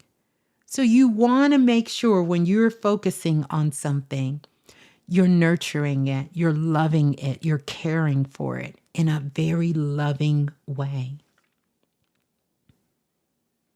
And then when that depressive comparison, jealousy, envy kind of thing comes up, take a step back, because it's letting you know, hey, it's something you need to learn here. And the moment that you can be excited to say, wow, this is similar to what I want to do. And if this person can do it to this level, that only means that's confirmation that I can do it too. I can do it too. Yeah. So, and that also is a sign that you got too much time on your hands. Because if you got that much time on your hands to be checking for what somebody else is doing like that, you got way too much time. You got way too much time on your hands. And so it's time for you to just turn the mirror back to you. Just focus on what you got going on, because nobody can do it like you. They may think they can, but they can't. Nobody. Each of us has our own uniqueness that can't be duplicated. Yeah, can't be duplicated. Let's see. Y'all laughing at me. Ooh, yeah, I'm about to get out of here because I already told myself what is a single behavior I must change right now to unlock the next level of me.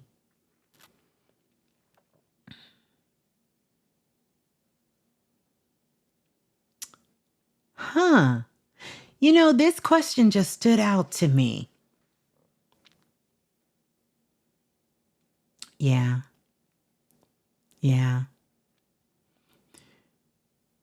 You have to stop thinking you got to change something. And you got to just start being who you are. The change you is not what you think it is. There is not a behavior, a single behavior, other than the fact that you keep thinking you got to fix you.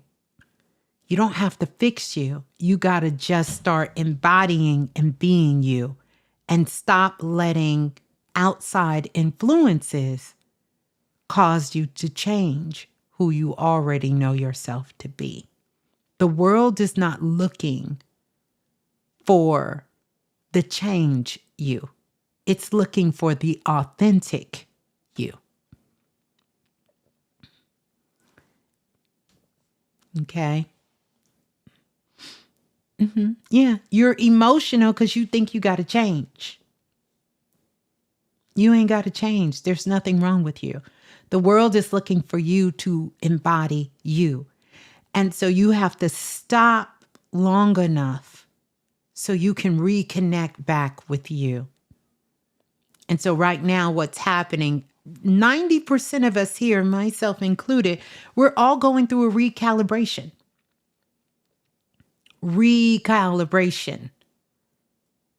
Drink more water, get more rest, be in more silence, go within so you can hear you, so you can connect with you.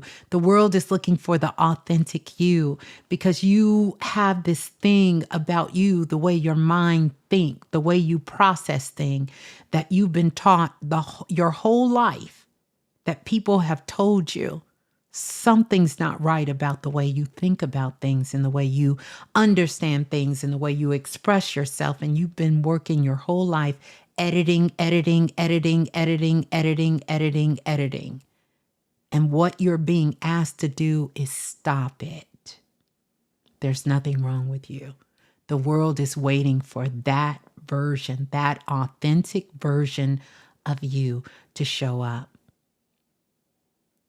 And anything that needs to shift, that needs to go, you've already in the last 3 weeks got a big glimpse of what you need to stop doing and what you need to start doing.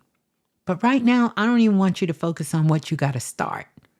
I want you to focus on what has been stripped away from you in these last couple of weeks, because it's already done shown its face.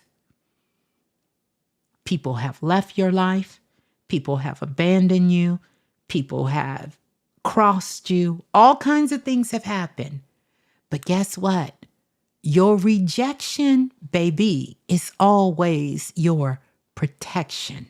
So it is preparing you so you can be on the right path.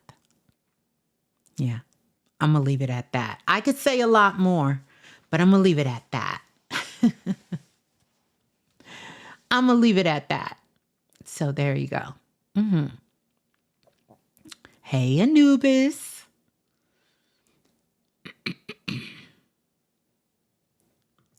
This is a good question. Some of these questions are just too juicy to leave on the table. Don't y'all agree? Don't y'all agree? Are y'all not seeing the questions in the chat? Some of these questions are just too juicy. Just too juicy. Melissa said, show's over. Show is over. Is the show over? Show is over. Let's get those likes up. This is what I want to see. Let me see something. Let me go here and see something. Let me see how many of y'all hype this video and like this video up. Let's see if we can hype and like this video up. Let's see if we can get these likes and subscribe. If you're not subscribed, to go ahead and subscribe to the video and put that up there. I know. All right, Alicia. I don't know if I said your name correctly. Look at that. Somebody answered the question. The Brother Wise says, by also walking the truth. But let's see. How can a man make a living by speaking the truth? They do it all the time. Where the brothers at? I need to let the brothers answer that question. The brothers do that all the time, make a living by speaking the truth. You don't see them? They online, they in person, they everywhere, speaking the truth and making a living. But I don't want you to get this twisted. They're not making money because they speak in the truth. They are speaking the truth and they're making money. Not that those two go together, because making money has nothing to do with speaking the truth. You do know that money is on a completely different frequency. I'm going to let you swallow them cookies for just a moment, because I don't want you to get it twisted. Because if speaking the truth could make you, is just what's calling money in, we would have no world problems. Because one of the things that people on the planet respect is money. They don't respect the truth. So don't think truth is going to bring you money.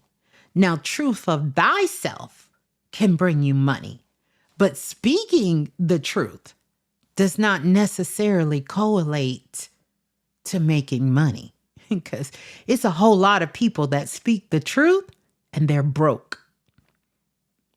They are broke. So I don't know if that changes your question, if that helps to offer you some clarity. But I want you to understand that money has its own frequency and truth has its own frequency. And you can make money by being truthful, but it's not contingent upon getting money. It's a lot of people that don't speak the truth and they're billionaires. That's how you know.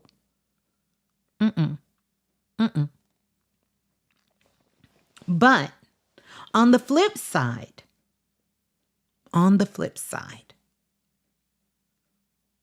you can make money doing anything. Look at our world. There's people making money doing anything.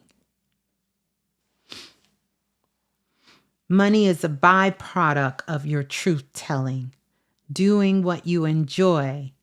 Just speaking about it makes you comfortable enough to do it whether or not you make cash or not. There it is. Said in a Ms.Blue way. There you go. Yes. Because money don't have anything to do with truth or a lie. It's currency. The bank account is in here.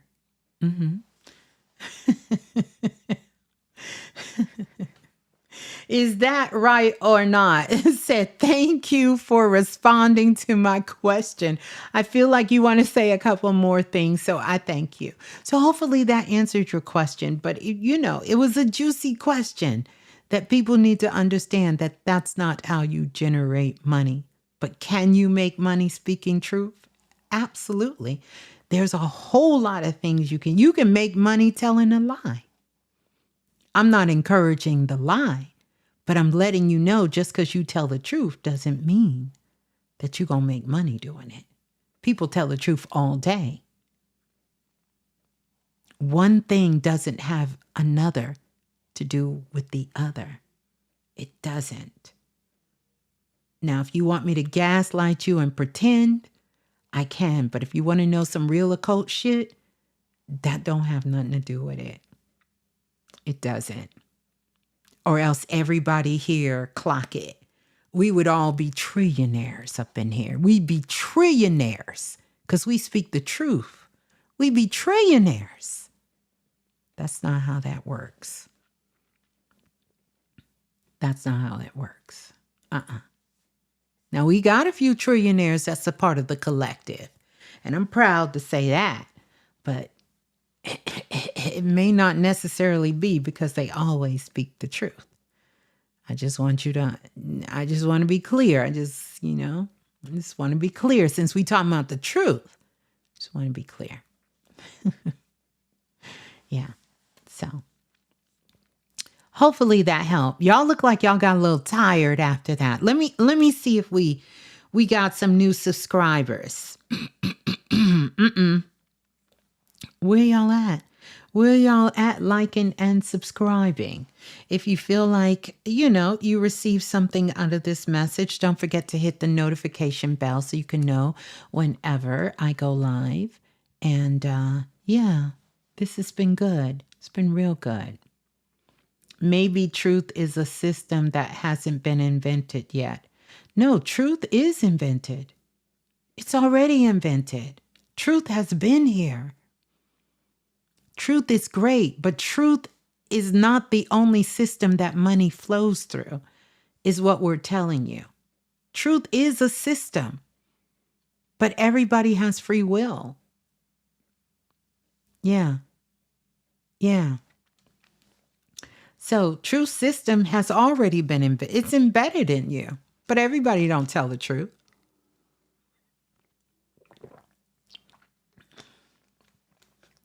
Ooh, listen,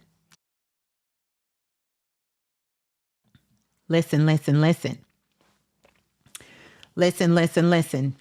I'm going to get ready to go because if I don't, I'm going to be up here not telling the truth. And I don't like to not do that. New subscriber. That's what I'm talking about. Thank you. Thank you so much, Free Bay. Free Bay 9066. Let me see if you're a new subscriber. Well, you must have already subscribed, though. Thank you for that. Thank you. Thank you for that. So, yeah. Mm-hmm. Mm-hmm. Mm-hmm. Da, da, da. Is it snowing where you guys are? Let me know if any of you guys are in some of this weather that is going on at this time. Let me know. Let me know. Let me know.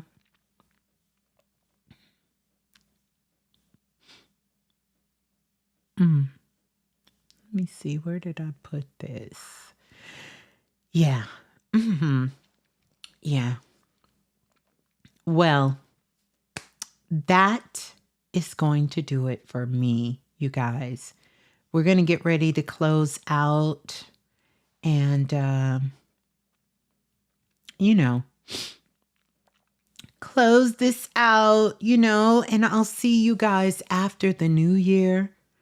Until then, here's one of the things. Be kind to your nervous system. Trust your timing, trust your timing. And remember, your soul knows exactly. Your soul knows exactly where it's going. Your soul knows exactly where it's going. I heard bits and pieces from you for years, but I'm now locked in. That's what I'm talking about. Is that Jay Smith? Thank you, Jay Smith. I feel like I need to play some. It's sleeting in Pennsylvania. Yeah, I heard it was pretty bad up there.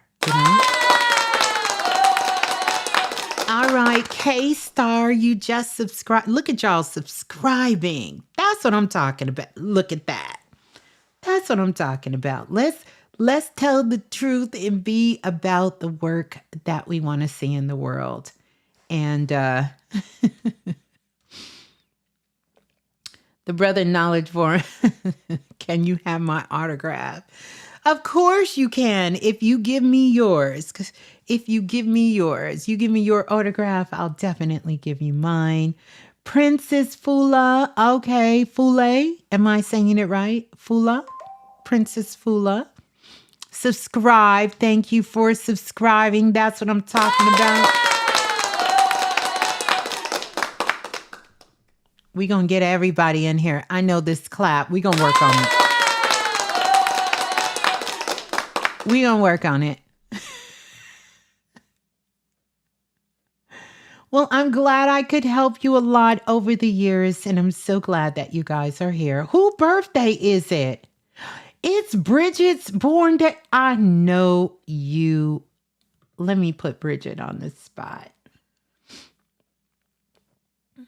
You just came across me last month. Are you serious?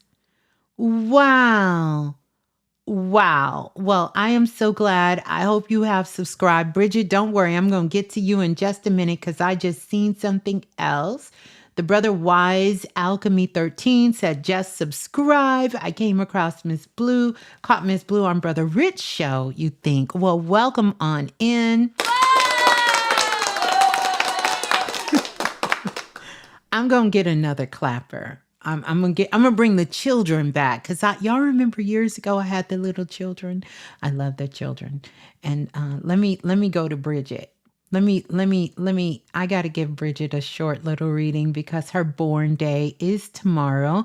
Happy born day to everyone who is in the building and celebrating a born day during this month of December. Wow. Okay, Bridget, let's see.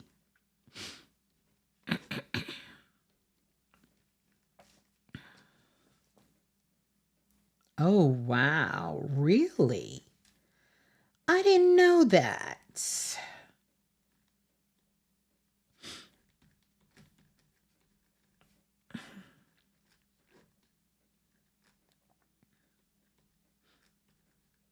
I feel like I told you this before.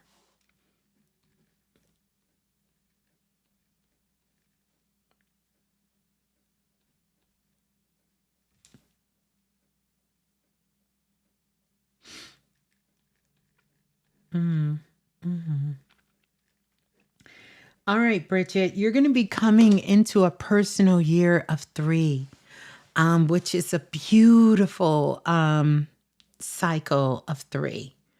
I'm going to talk about more of the upside of the 3.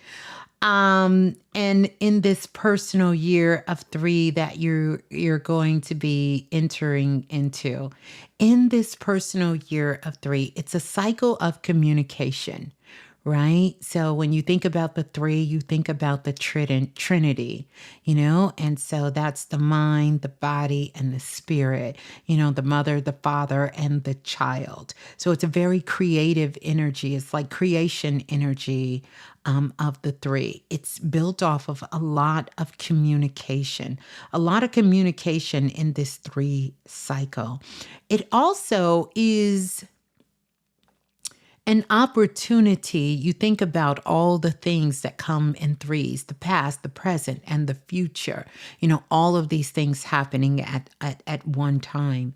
In some instance, it's an opportunity to reset, but it's a very expressive year. So you're going to find that you're going to want to express yourself even more. Like you're going to want to express yourself even more. So writing, journaling, these things are very powerful in this year 3. Speaking, teaching, all of these things are going to be very dominant in this 3 personal year of 3. Let me see if I can pull up a note real quick. In this personal year of 3, it's an opportunity to redo things. It's about moving forward and trusting the path that you're on, because 3 will move you forward. 3 is going to move you forward. And also the other thing for 3, it can be very up and down because it depends on a lot about your feelings and emotions. It's highly sensitive.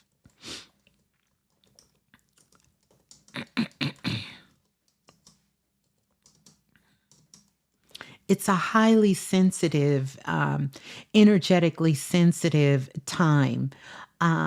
But it's a time that in a personal year of 3, it requires, what's the word I'm looking for?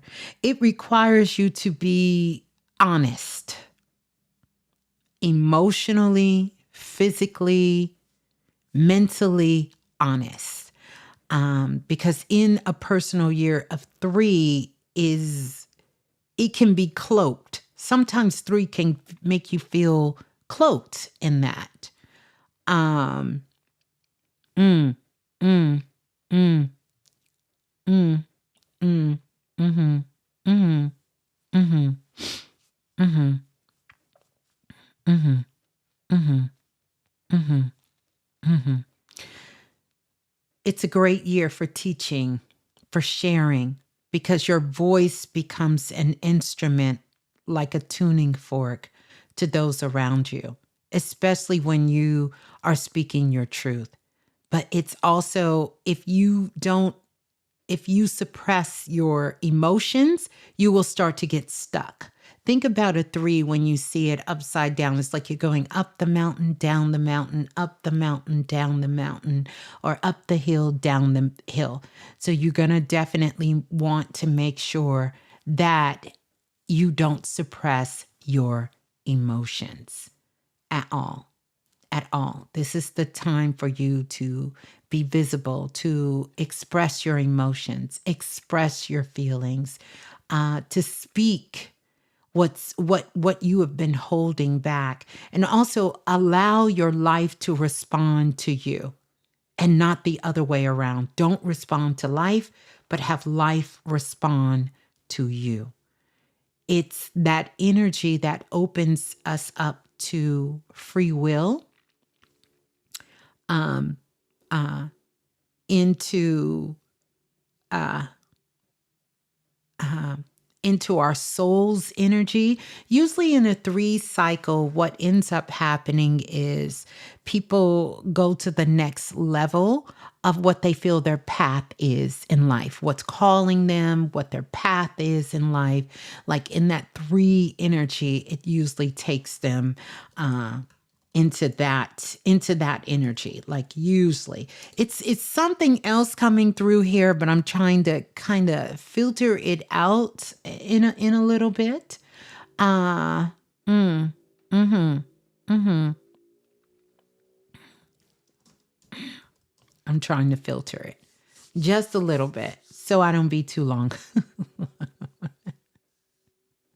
So this is lots of social activities. It's a great time to travel, to take trips, to do creative things, to laugh, and yeah. It's definitely not a mental year. So if you are trying to overdo it or be too serious, you will feel stuck, you will feel scattered, you will feel lost, all of those things. It's about discipline, certainty. I think I got that. Mm-hmm. Mm-hmm. Talking things out is excellent for you when you're talking things out. Mm-hmm. Mm-hmm. What's going on with Capricorns built on January that they're, oh, you asking Bridget. Oh, okay. Okay. Humor, lightheartedness. Um, yeah, yeah. And a movement year. It's a year of movement. Movement. Movement. Mm-hmm. Mm-hmm. Mm-hmm. Mm-hmm. Mm-hmm. Mm-hmm. Mm-hmm. Mm-hmm. Mm-hmm. One of the power statements for you, Bridget, is going to be,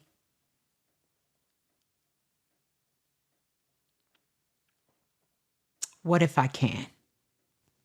You know how somebody says, "Oh, well, you're not going to be able to do that. Oh, that can't. But what if I can? What if I can? What if I can do it? What if it can happen?" But it's time to not take life serious. And when I say not take life serious, it doesn't mean you won't have serious things coming, but you can't let things weigh too heavy on you and take them too serious. That will not work. So you definitely want to stay in more of a creative aspect, a moving aspect, just kind of a taking life as, sort of just opening up things. You want things to be expansive and not responsive. Yeah. Yeah. Yeah. Mm-hmm. Well, welcome on in to everybody who's just coming in the room. We are about to we've been up here for over 2 hours. And if you guys want to ask me a question, you guys see that ask.allaboutfrequency 369. I want you to click that button right there. And when you click that button right there, you can leave me a voice message. And next time I come on, we can answer questions. We can chop it up. We can do all those good things. Bridget, love you so much. Happy born day, your born day. Well, you're on the East Coast, so we are officially in your born day. In your born day. So according to numerology, you're in a personal year of 3. This is everything about what you want to do. Great time. You're in a personal year of 3. We're moving into a personal year of 10, which is actually a personal year of 1. And moving into that personal year with that 3, those two coming together, 3 plus 1 is 4. Excellent for building a foundation, for starting a new business, for expressing yourself, any kind of form of communication, whether that's writing, whether that's doing something visual, whether that's some sort of, artistic form, whether that's some sort of speaking, whether it's any of those is excellent, excellent, excellent time to get out there and definitely express, do, be. And that's for all of us. It's a perfect time to get into that. Unique perspective just put up. She says, I created a community in school. I love that. Called the Motherhood Backstage. I want to pour into that completely, but still need to make a living. Do you see a new job for me during this transition? Yes, I definitely think that you will be able to get another job to do that. Here's the thing too. I also want you to stay open to know that maybe this will be enough. But it's nothing wrong, because sometimes we get a job not just because we need money. Of course, we understand that. We know that we need finances to sustain our lively ability, but also a lot of times it's for the connections. It's for people we may meet. It's for different things that we interact with and we connect with. So don't forget that. Don't just think of it in that way. And also just make sure that whatever you're doing, whatever kind of work you want to do, it's something that you're going to enjoy doing while supporting yourself, while building your community and putting that out there. We can't be afraid to do the work, people. We cannot be afraid to do the work. I worked for almost 2 decades and still showed up here every single week. Every single week. And one thing about it, it kept me completely in a state of where I was free. I'm still free. I don't do this solely because I need money.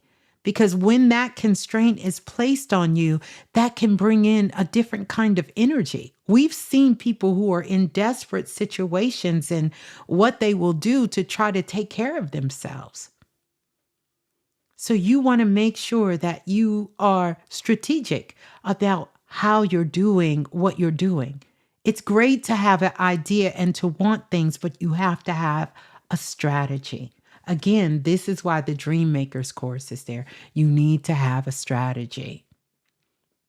So it's great to have an idea, but we live in a big world and you can't be afraid to get out there and try, do your best to put yourself out there so people can get to know you and know what you're about, know why you're showing up.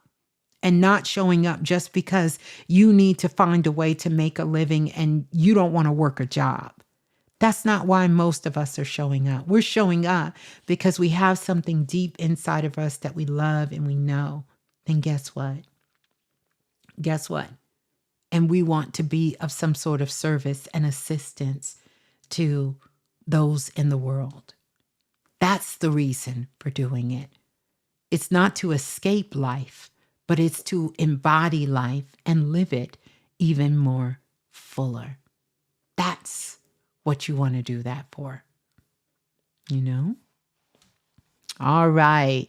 Welcome on into the building, LT1111. Welcome on in. Good to have you. You guys let me know where you're checking in from. FreeBay9066 said, Ms. Blue, last night I watched your interview with the brother Knowledge Born Ali. It was truly enlightening. Thank you so much for that. Welcome on in. Melissa said, me with Ms. Blue, y'all. Welcome, Melissa. Good to see you. Abdullah in the building. Welcome in, Priestess Erica. Good to see you. It changed my life when you said doing what you love gives you Yes, Brittany. It changed my life when I discovered that. When you do what you love, it'll give you the strength and carry you through for the things you don't want to do. You don't. You don't. That's on everything. I was wondering if those are your alarms or baby blue shutting down. What alarm? Y'all hear an alarm? Oh, you're talking about my phone. No, but you know, baby blue will send me a message in a minute. Yes, have a good night. Yes, we finna get out of here. Memphis in the building. Good to see you, Linda. Good to see you. Greetings to you guys. Greetings. Oh, you from across the pond? Wendy, you from across the pond. You mentioned in the interview that 2026 will be the year where fire will learn to walk. Yes, and I broke it down in that show how we got to learn how to walk with fire. Pure fire. Mm-hmm. Mm-hmm. Yes. Yes. And don't worry, I'm gonna go into fire learning how to walk. I won't go back and repeat what I said on that show because I did go into how we can walk with fire because we each have to learn how to walk with our fire and understanding that element of fire for that passion, for that drive, for that transformation, for that clarity, right? For that embodiment. We are walking into 2026 is a year of sovereignty. We're going to be in air energy. So that means anytime we get behind anything that moves, that's your physical body, right? That's a car, that's a boat, that's a plane. People are going to have road rage. They're going to have air rage. There's going to be a lot of raging for people who haven't learned how to walk with fire. This is why right now the world is so emotional. And you can even see Mother Earth is trying to manage all of the water in the atmosphere. And the water is coming all out on the planet. We're seeing it. I would also encourage you guys, if you didn't hear my 2026 prediction show on the channel, this is just part one, that you tap into that because I talk a little bit more about the elements and how these elements are working inside of us. Remember, all of these things are the reflection of things that are happening inside of you, even the planetary alignment. Not sure why I'm here. Thank you for sharing. I'm from Malaysia. Well, welcome on in. You're not sure why you here? Yes, you are. You already know why you here. You already know why you here. Because you done woke up. Because you can't get in here unless you woke up. You waking up. And that's another thing that a lot of people will be doing. And yes, we're going to get out of here.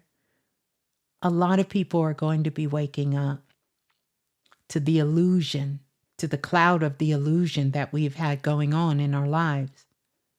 I woke up to something today and I had baby blue laughing about it. I just realized, oh, you got a spending problem. You got to stop that. Because you just buying books and buying books and buying books, but you keep talking about not getting rid of your books, but you keep buying books. You got a bad habit here. You got to catch yourself. So it's not that the Great Awakening is going to stop. The ripple effect, like throwing a pebble in the pond, it's still going. And just because you woke up in 2019, 2012, or 2016, or whenever you woke up, Know that there's levels to consciousness. This is why we're really not on a spiritual journey. We're on a journey of expansion, to expand your consciousness and your awareness. Yeah. Will a person with a lot of fire in their chart, well, that means it'd be easier to move at this time? Not necessarily, because the fire in your chart is really just how you're naturally moving. So it depends. If you've been handling your life with a level of growth and doing your inner work and maturity, maybe. But if you haven't, then you just gonna be like everybody else. You're going to be like everybody else. You're going to learn how to walk with fire too. Fire going to take one step. You're going to try to take another. You're going to be with us. So it's really an individual thing. It doesn't matter. You can have all fire in your chart. And maybe you could have been very not developed in doing your own internal work. But if you've been doing your internal work and we are in the year of fire, then yes, you gon' be able to tell us, follow me. Follow me. Let me show you how to do this right here. Let me show you how to handle this fire right here. But if you haven't been able to handle your own fire, no. So that's how that works. Peace and blessings. I love your name, Goddess Vibe 369. Love the name. Peace and blessings. Seeing you on 363 Empire. You really resonate with my higher self. First time here, feeling the energy from the ATL. That's what I'm talking about. And shouts out to Brother Rich and his amazing platform and community as well. Welcome on in. Glad to have you. If you feel called, make sure you like and subscribe. Last time this transition happened was 1996. It's a do-over, baby. This time choose you. Yeah, some of the alignment is, you're absolutely right, is from 1996. But really, the last time we've been in a fire horse year, according to Chinese astrology, was 60 years ago. And then the other planetary alignments, we've never had these alignments before. So this is why it's kind of up for grabs what's going to happen. This is why we can't give our power away and just say, this is the only thing that's going to happen. We have to put our say-so into what is going to happen. To what's going to happen, because we're living in times now that no one alive has ever experienced. Okay, we finna get out. We finna go. She said, peace, family. Y'all have a good night, because Ms.Blue been leaving for the last 2 hours. And she's still here. But I am getting ready to go, I promise. And good night to you, love. Thanks for coming by.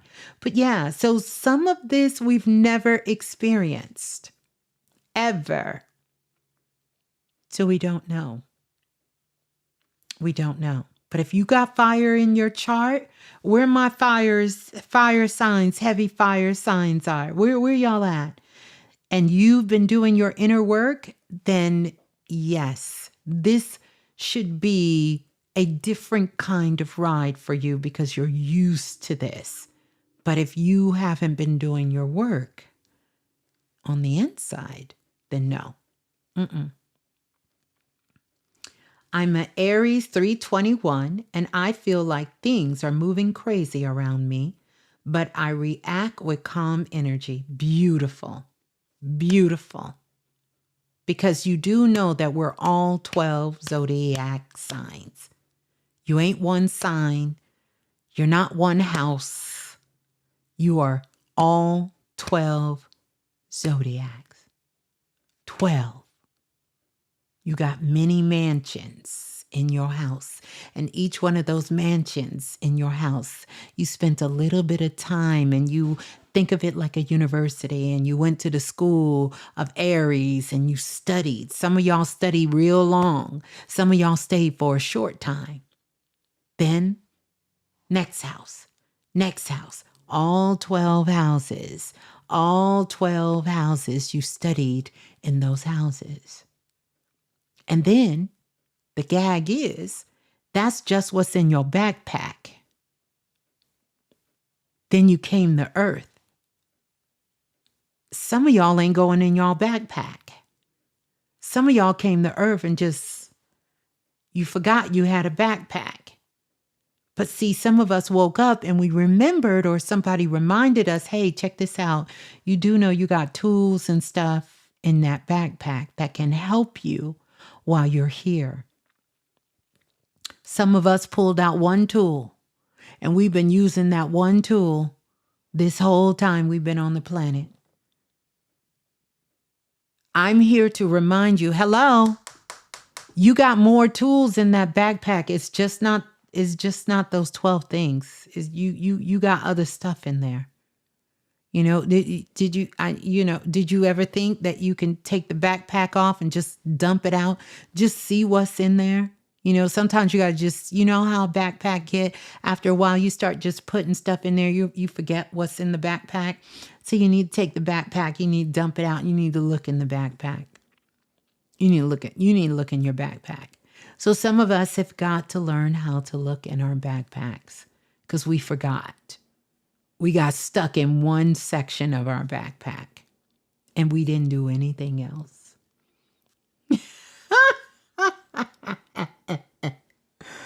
I say the show is over when you answer like a cipher. So I love that y'all are telling me you are 12, 21, Sag, Sun, Aquarius, Moon, Scorpio, rising and working. I'm glad y'all know y'all big 3, but y'all got a big 12. And I'm going to need you to get in your backpack. And also I want you to understand that within the backpack, that's only one sack. One sack. Just one small sack in your backpack. What about all the other stuff that's in your backpack? And let us not forget the most important thing in your backpack is your higher self. That supersedes any of the tools that's in your backpack. That's your inner technology. That's your AI. Don't forget about your inner technology, because that's greater than any of the tools in your backpack. The tools in the backpack is to remind you that you have inner technology, and then activate that inner technology so you don't become a slave, or you don't become subservient to anything in your backpack or in this world. When you understand it that way, then it truly becomes something to just guide you. It's not making any decisions. It's not determining what is going to happen and what's not going to happen. It's not going to tell you who you're going to marry or who you're going to be with and who's not going to be with you. It's not going to tell you those things. It's going to let you know that when you walk outside today, the sun is shining for her, but it's storming over here for you. So because you know it's storming, you can't walk outside like her. She got shorts and flip-flops on. You can't walk out like her. You got to put a hat on. You got to put a coat on. You want to put your rain jacket on. You want to put your rain boots on. You want to get an umbrella. And you want to make sure that you got transportation and you're not going down no roads that's flooded. Y'all both are going to arrive at the same place and at the same time, because you use your tools in your backpack to determine how you needed to take your route. See, you can't look at that person with a backpack. Just because y'all got the same kind of backpacks don't mean y'all the same, because y'all not the same. Melissa, do y'all understand? Do y'all understand what I'm telling you?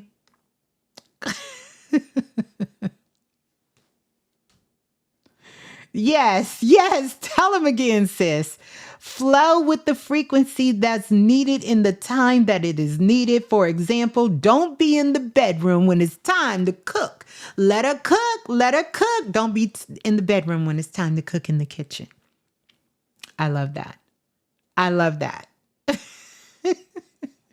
See, y'all understand what I'm saying. I'm a respecter of all the arts and crafts because to me, that's what it is. These are astrology, numerology, tarot, the I Ching, oracle decks.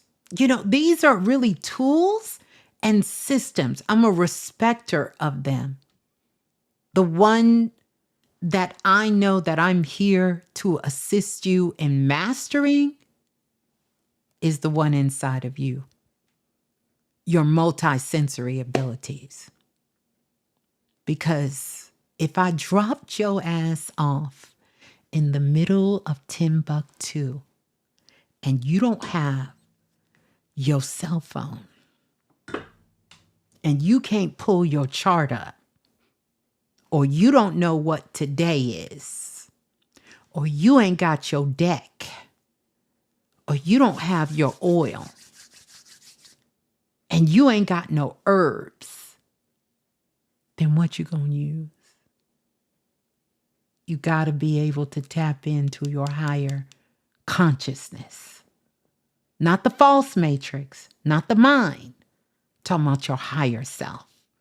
I'm talking about all the things that we see in all the movies and all of the history books, how people were levitating, how they was doing telepathic communication, how they were using their clairvoyance and they was channeling messages from God and Allah and Buddha and all of these things.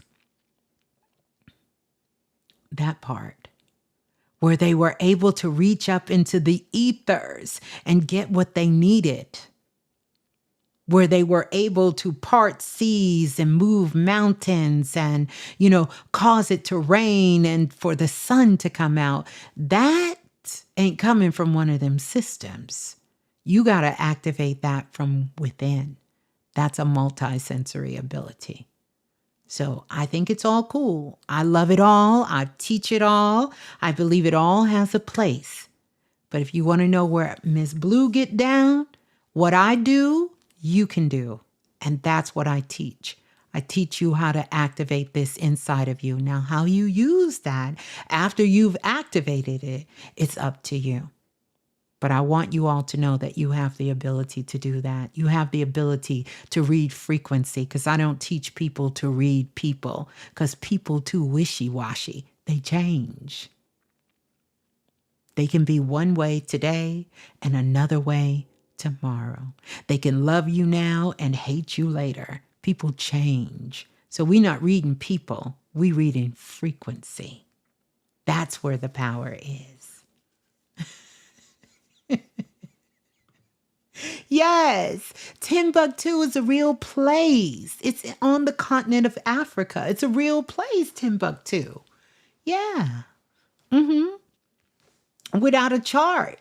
That ain't the time. You can't Google. You can't say, Google, I need to know if this is good for me. Google, can I eat this? Can I drink? You can't do that. You can't do that. You need your higher self to be activated. Yeah. You need your higher self to be activated. Yeah, we the shiny ones. We the ones our ancestors talked about. And by the way, we are the ancestors. Y'all do know that, right? We are. Yeah. we the shiny ones. We them ones. Okay.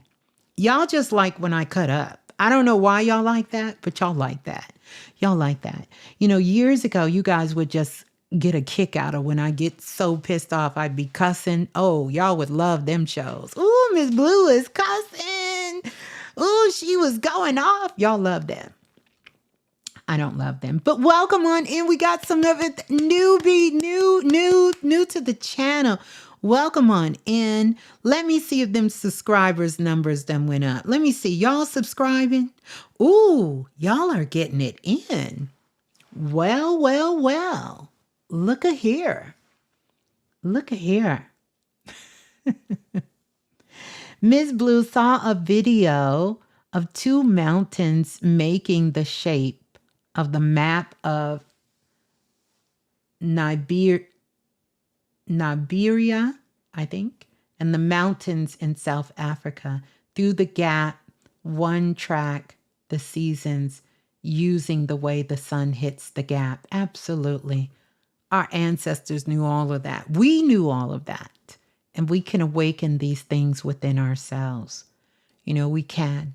And that's the time that we are in. We are really becoming more crystalline beings. And I think we're going to move more to that. You're going to see more healing modalities that are based on frequency and energy than anything else. You're going to see so much of that. That's the healing. As a certified Reiki master, that is the quickest way that I help facilitate clients when they need to heal.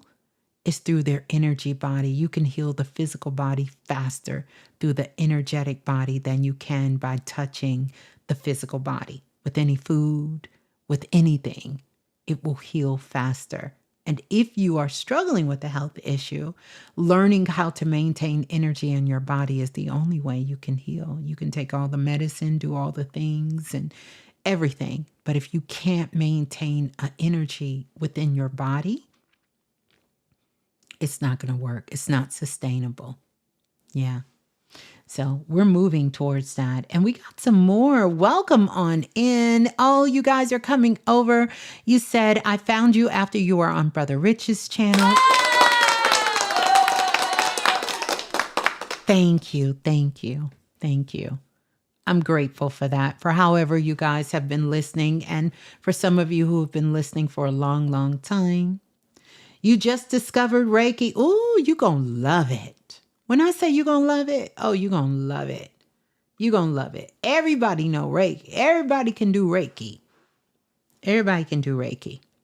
Energy healing, as I like to call it. I've just been doing it so long, I've developed my own method of energy healing that I do with clients. My version of Reiki, of energy healing. Yeah. Frequency. It's all about frequency. Speaking of which, we're going to hear that. We're going to hear that. And then, yes, we're going to do something because, give me a minute. Give me a minute. Give me a minute. If I can find it. Here we go. Here we go. Here we go. Yeah. Yes, you can. You can do it on yourself. You gotta be it. As Ms.Blue has shared with the world, it's all about frequency. If you feel it, show it. If you want it, grow it. If you believe it, know it. It's all about frequency.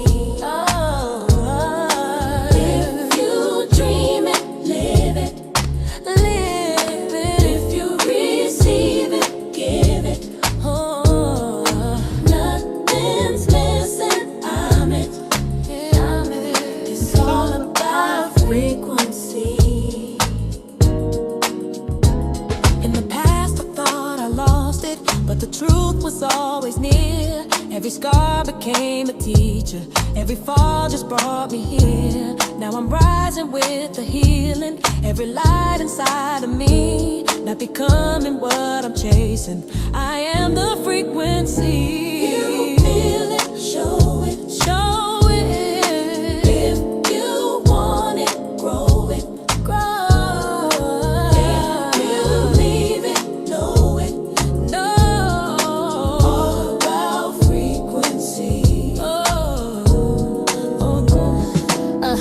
The question, how is this possible? The answer subtle, synchronicities audible. Keys unlocking, belief expanding. Frame by frame, new life commanding. No chase, no match, I embody the key. The light I own unlocks destiny. Raise my vibration, reality shifts. Every dream I desire already exists. Nothing's coming to me, no, no. Already here.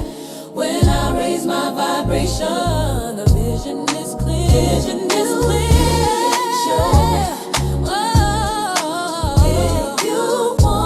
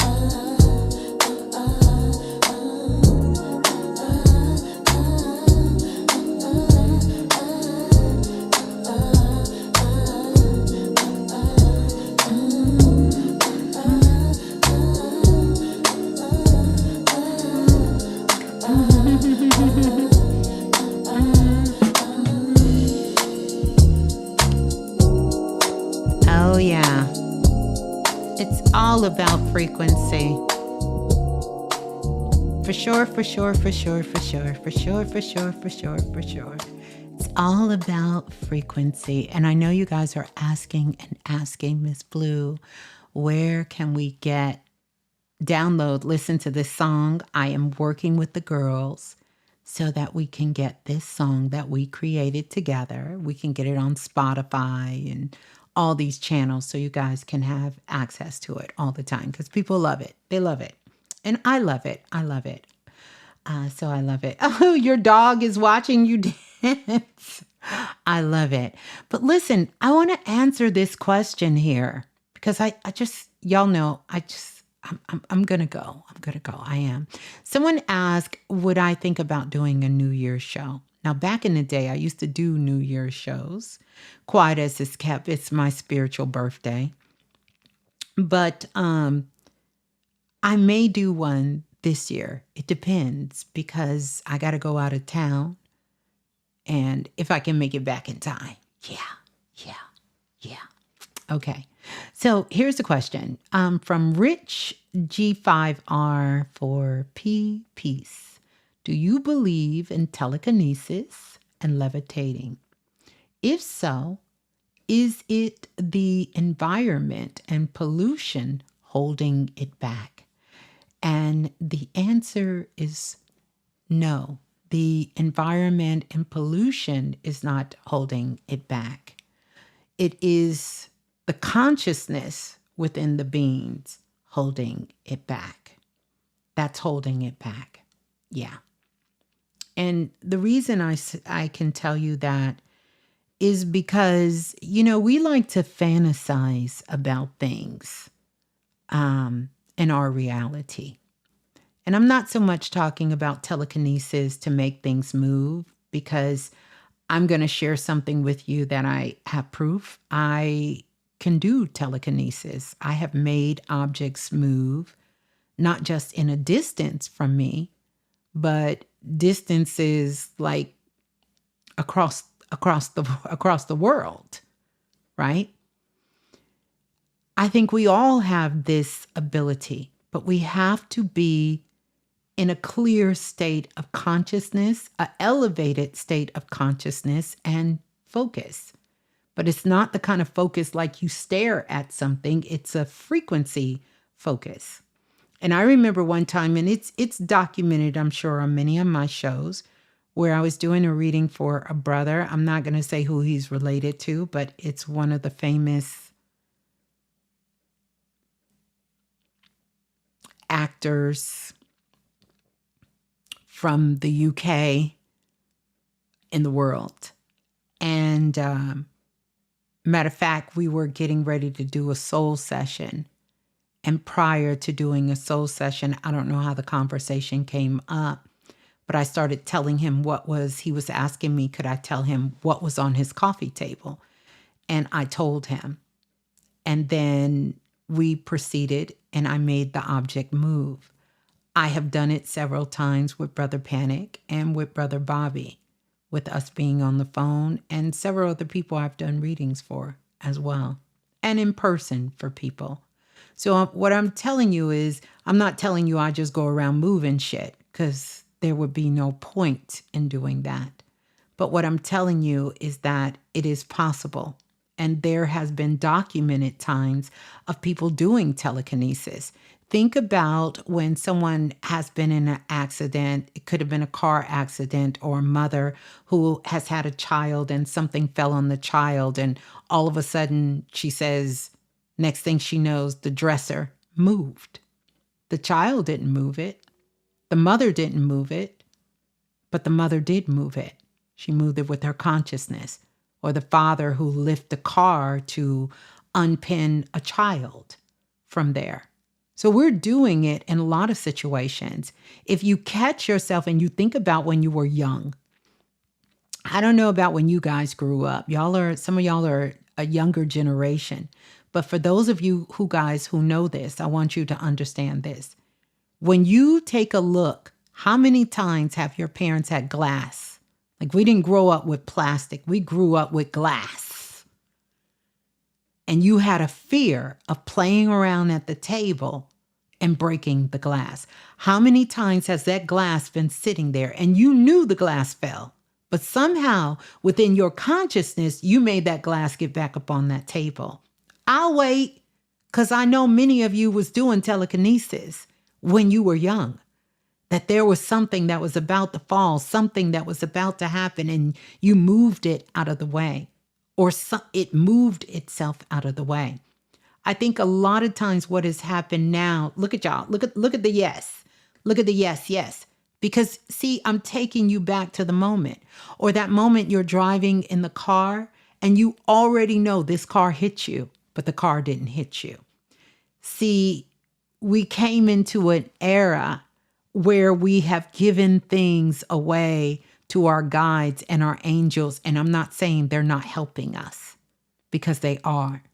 But there's been those situations where we actually know we probably can't have no tangible proof unless somebody filmed it, that we have moved something without touching it, or called something to us without it.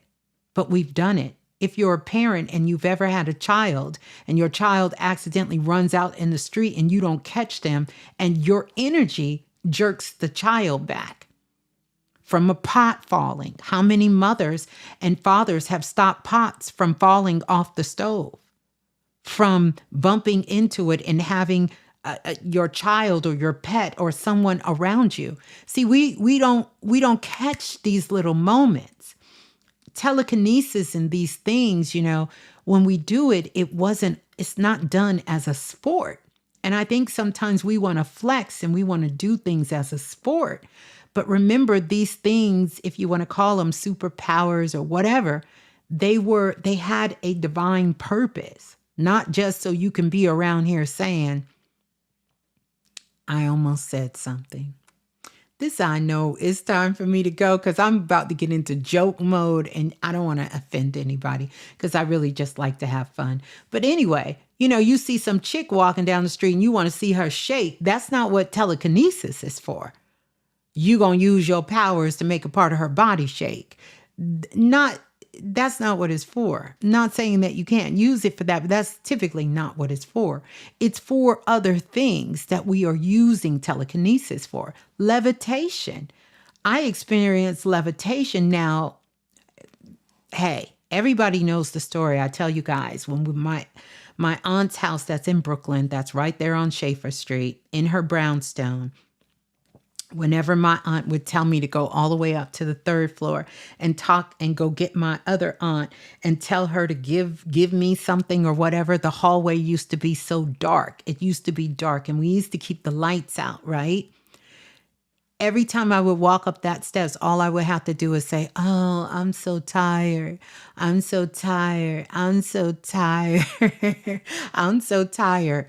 And I would float from the bottom of the steps all the way up to the second floor, all the way up to the third floor. And me and my cousin would do it.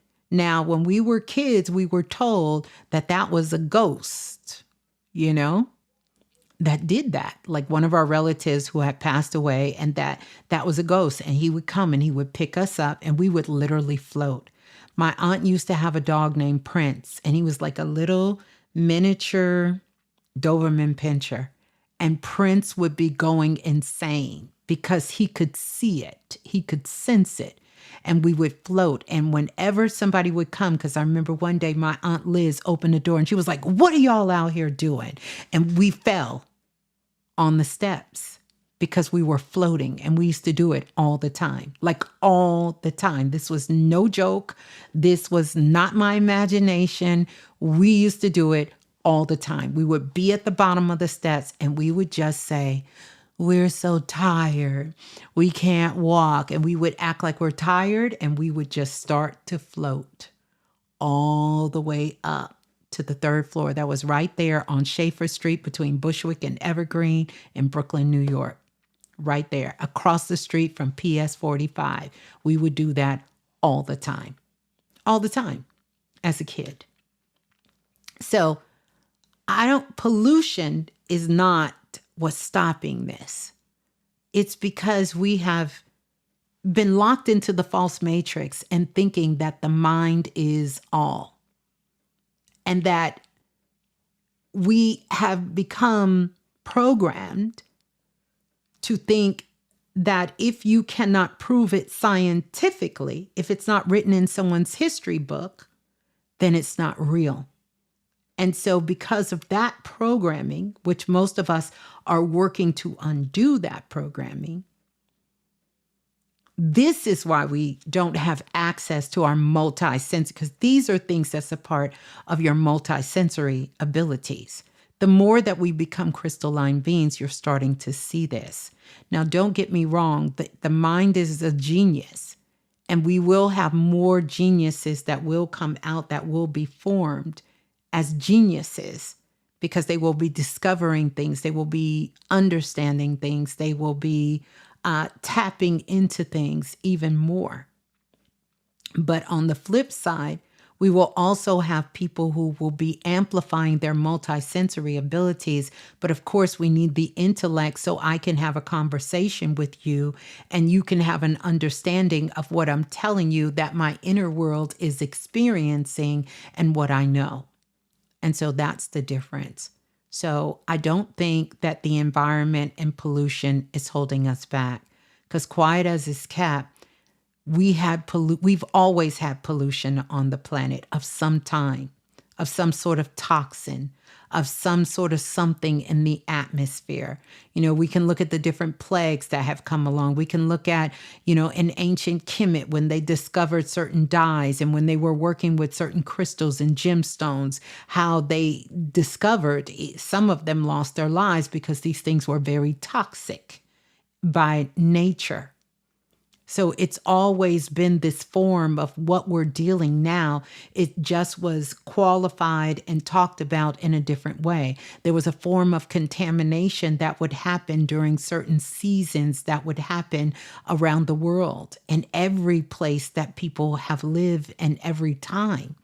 So the things that we're dealing with, every civilization has gone through. The difference is we look for the outside to solve our problems. We think it's a government. We think it's these people. We think it's a certain group of people who are responsible for solving these problems, and not realizing that we're all responsible for making sure that we have the things that we need. God science will take over and people will call it sorcery. Absolutely. So you think about how more comfortable people are. It was less than 5 years ago that when you were talking astrology, that was almost a curse word to people. Now, it's almost everyday knowledge. You can almost walk up to anyone. They don't even have to be woke. And they will tell you they big three. They know they sun sign, they moon sign, and they rising sign. Now it's everyday language. And that's just one of the ways that we're moving in. But people are starting to wake up to understand that there is more to them than just their mind. Contrary to popular belief, your spirit doesn't live in your mind. And the more that we keep overworking the mind, the more mental disturbances on the planet that people will keep dealing with mental health issues, because we are overworking and overprocessing our mind for things that the mind was not designed to do. The mind cannot tell you if this is the best job for you. The mind cannot tell you if you need to live in New York or New Jersey. Your mind can't answer that. Your mind cannot tell you what your purpose in life is. Your mind cannot tell you, when you need to answer these questions. The mind can't. It can give you an answer, but the mind is limitless. It has limits. That's what I meant to say. When you're tapped into your intuition or your higher self, it is endless possibilities. So think of it this way. The mind can give you a good answer. And if you really worked your mind can give you a great answer. But the best answer, and one that will blow your mind, will come from your intuition, not your mind. If you're answering a question, and this is something that I teach, and you say, oh, I thought about that, then that's not your intuition. Because when your intuition answers a question, that shit blows your mind. You think, oh my God, I never thought of that. That's intuition. That's how your intuition is going to come to you 90% of the time. You could be trying to figure out something in your life. It could be anything. When you tap into your higher mind for real, I'm not talking play. I'm not talking about word knowledge. The answer will blow your mind. And you're going to know, oh, that didn't come from my mind, because I would have never thought of that. Do you know how many times I'm sitting here thinking, damn, I would have never thought of that. You're not supposed to, because all of your thoughts are not yours. You guys see these stars floating around me? That's how thoughts are out in the atmosphere. And over a course of a couple of minutes, guess what? You're getting millions of psychic impressions. So if you think that every thought that comes in your mind belongs to you, you playing with yourself. Those thoughts aren't yours. And that's why you got to know yourself. So when you get those self-defeating thoughts, those thoughts that are giving you those things that is really self-destructive for you, you got to know that ain't your thought. You just picked it up. No different than turning the radio station. You in the car, you just skimming through stations. The hell you standing on some damn rock station and that ain't what you want to listen to. You just sitting there, keep listening. You're frustrated, keep listening. All you got to do is fine tune it a little bit more. And there you are, you into the station you want to hear. But we too scared to move. Because we think because it came into our sphere, because it came in the false matrix, we think that we have to keep doing it because our mind told us to do it. No, we question, and I am an advocate of this, question everything. But the first thing you must not be afraid to question if you want to grow is to question yourself. See, we ain't scared to question anybody. We'll boss up on anybody and challenge them, but we don't challenge ourselves. And that's how we stay stuck. That's how we keep playing small. That's how we stay in fear. And we got everything outside of us telling us that it somehow is greater than who we are. And this is how they keep.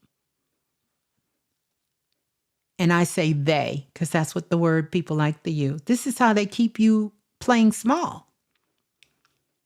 This is what they gonna do. They gonna poison the food. They gonna do this to you. They gonna do this to you. And it's nothing you can do about it. You trying to tell me we gods and goddesses and we just got to take it. We just got to sit here and take it. Everything outside of me is greater than me. I have no control in this dominion. That's a lie. Free will is the greatest will in all galaxies and other worlds and other dimensions. You got free will. But this world is a duality world. And there are magnets here, some that pull and some that push. And we have ones that do them both. Whenever you give your consent up, you're giving away your power freely. No one is forcing you. You're giving it away. When you think, I don't have a choice. I got to work this job I hate. I have to stay in this unhealthy relationship. I don't have any other choice. Just holding that vibration gives away your power. That's it. Yeah. Mm-hmm. Yeah. You give away your power. Don't give away your power. We're co-creators with God, the universe, the Most High, your higher self, whatever you want. It's important that you understand that you are not doing all of this yourself.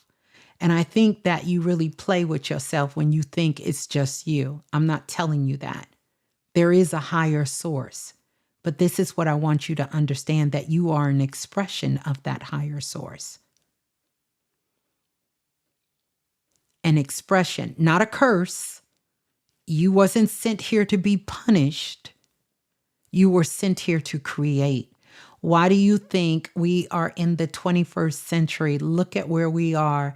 And the greatest title on the planet right now is a creator. A content creator is the greatest title. But nobody will shame you for calling yourself a content creator. But if you say you are a creator, then now they want to give you the side eye. Do you not understand the trick of the mind that they are playing on you? It's a mind fuck. And if you let it happen to you, you will get lost. People go around and say it. Oh, I'm a content creator. They letting you know. And if you look at the content creators, these jokers is making millions a month because they have owned the title of creator. I'm just saying. I'm just saying. But somebody call you a creator. No, no, no. I hope it works out. I'm going to pray it works out. I just think it's going to work out. What? None of that. None of that. We not in contracts. Nobody forced you to come here. Nobody forcing you to stay here. This can either be heaven for you or hell, and you get to decide. That's how powerful you are. If you say earth is hell, earth is a prison, you were sent down here, these are old, outdated ways of thinking.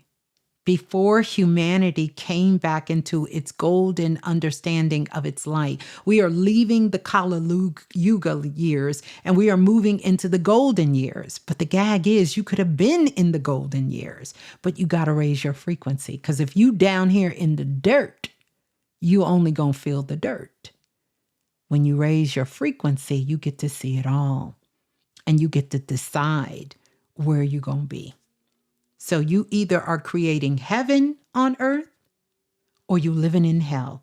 And whichever route you choose will be so for you because you are a co-creator with the Most High, with the divine. So guess what? And contrary to popular belief, the universe, God, the Most High doesn't judge. If you say you want to experience hell, by all means, baby, let me give you hell. You get to live in whatever world you are choosing. It doesn't mean you don't have challenges and you don't experience things that are not less fortunate, because that's a part of this experience. But day to day, you should have more things in your life that's in alignment with your highest and greatest good and everything connected to you than the opposite. If it's the opposite, here's the good news. Then that means you got to do something different because you somehow gave your power away. You don't need to call your power back. You don't need to call it back. Nobody took it from you. It's like you calling the police saying, they robbed me. And they say, no, roll the tape. We walked up to her and she just gave us all of her purse. She gave us our purse. She gave us our credit cards. She gave us the money. So we not going to jail. We not fixing to get punished because you gave me your power willingly. And that's what a lot of us do. We go around and we just give our power away. We just give it away. And then we say, I'm going to call my power back. The gag is nobody took it from you. You gave it away. You don't need to call it back. It's yours. At any moment, claim it. It's your power. You have yours. So, just another way to look at it. Because I'm telling you, I said this 4 years ago and I'm going to say it again.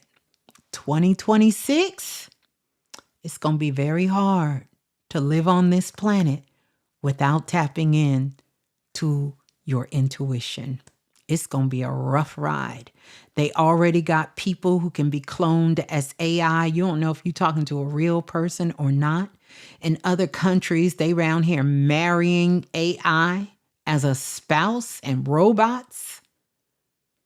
They got people selling you stuff, giving testimonies, getting millions of views. People think they talking to their big mama, and it's a AI that they have created to sound like your grandmother to sell you some shit, and you can't tell the difference.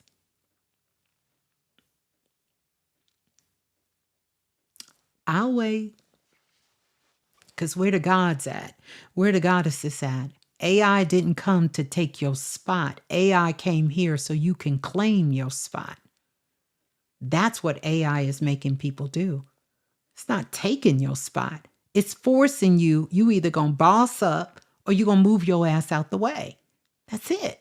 Claim your spot, your rightful place. Your rightful place, because this is your birthright.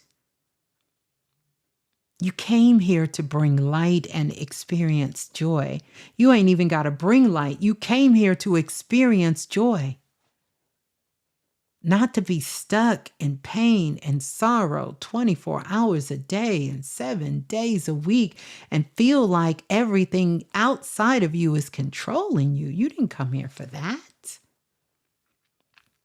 And if you did, you wouldn't be listening to, you wouldn't even be interested in listening to me. You would never bump into me. You couldn't even be around me.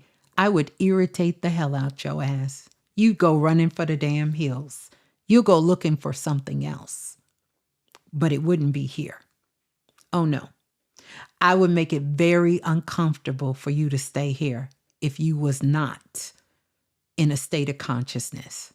You couldn't do it. I promise you. And this has nothing to do with me. I just understand about frequency. You would not be able to be around here. It would cause you to make your head pop. Yeah. Your head would pop. You would be that furious. You couldn't stand still. You couldn't do it. And that's what you want. You want people to draw a line in the fucking sand to understand. This one, you don't play with this one. We don't play like that. Not like that. So know who you are. Do it with love, though. Do it with love, because that's what you want to come back to you. But at the same time, being a individual that consider yourself to be aware and to have a state of consciousness of understanding about yourself and the world, it's not disempowering. It is empowering. It makes you more powerful. So if you feel like you came into this and all of a sudden it makes you weak, it feels like you don't have any control, everything has more power over you, and your life is just horrible, then you're doing something wrong. You're doing something wrong. You're doing something completely wrong. Because it should empower you, show you how to navigate, how to ride the cosmic waves, as we say here, how to create waves. It's supposed to empower you, not disempower you. So if you're feeling disempowered, then that's when you need to start questioning, am I really understanding me?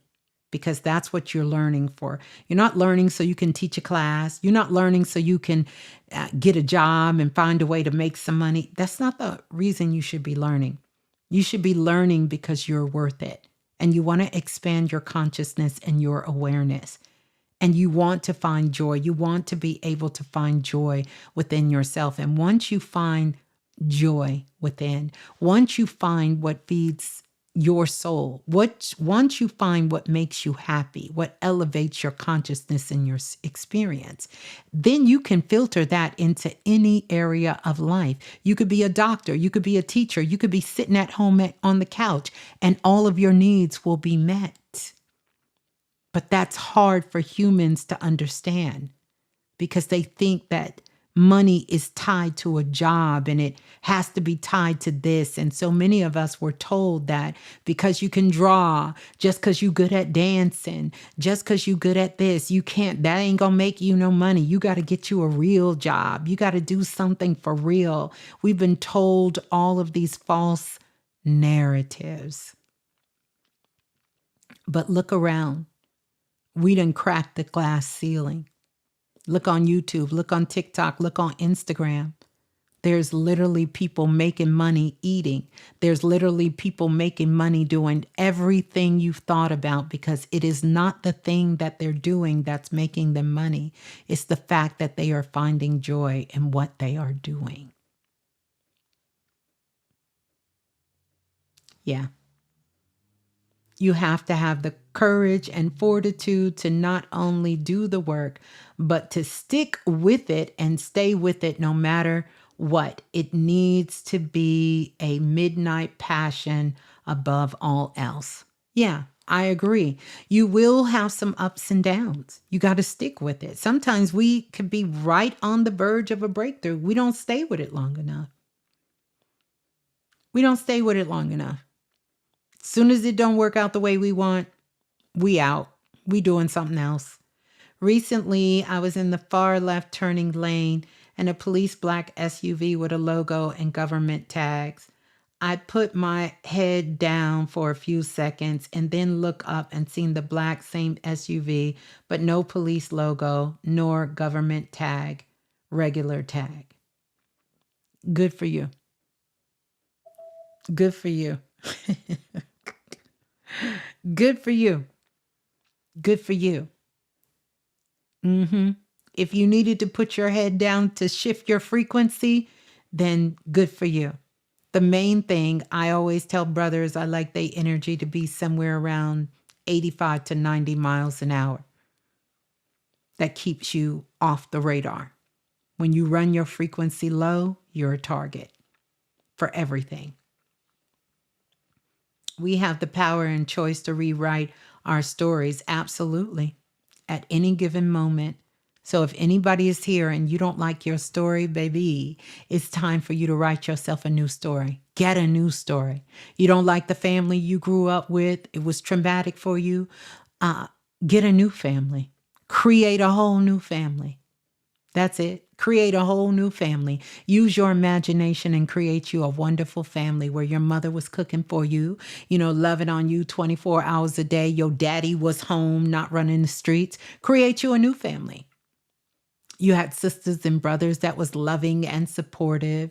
You lived in a beautiful house, because here's the thing. Whatever you visualize in your mind, the mind can't tell the difference whether you experienced that, whether it was fake, whether it was real. The mind thinks it all happened, that it's real. So every time you repeat something that happened bad to you, every time you let that story keep playing in your mind, you are traumatizing your body, your nervous system. You are reprogramming your mind to stay in that survival mode consciousness. So I have taught people over the years, get you a whole new family, baby. Whole new family. You got a daddy that's loving and protective. Your daddy will kill somebody for messing with you. That's what kind of daddy you got. You got a mother that is loving and, nurturing, and that's there for you. Ooh, your mama and daddy don't play about you. Get you another family. Because the time that you keep sitting in what had happened, you have to remind yourself. This is what I tell people. I tell the children to do this. See this? See how I'm pinching the back of my hand? When those traumatizing things come up, pinch the back of your hand. Look at the clock. It is currently Saturday, December the 27th, 12:16 a.m. I am safe. I am loved. And I deserve to be here. Bring yourself back in your body. Stay present. Stay present. That's why they call being present a gift. Because most of us can't be present. We're either too far in the future or too far in the past. Stay present. Stay present. Bring yourself back to the present. When you start thinking, oh, I remember what they did to me when I was 10. It's December the 27th. Look at the time. I am safe. I am loved. And I deserve to be here. You done made it through the storm. But every time you go back into those old stories about what your baby daddy did, or what your baby mama did, or what they did, or what she did, or what he did, or what had happened was, you are re-traumatizing yourself over and over and over again. Get a new story. If you don't take anything else from this live, get yourself a new story. Upgrade your story. Upgrade your story. Let me upgrade ya. You know how Beyonce say, let me upgrade ya? Some of y'all need to be upgraded. You need to upgrade ya. Upgrade yourself. Upgrade your self-talk. How you speak to yourself. Upgrade yourself. Yeah. We gonna get out of here. We gonna get out of here. Because y'all got it now. You gonna get out of here. You gonna get out of here. Hey, Beverly Music.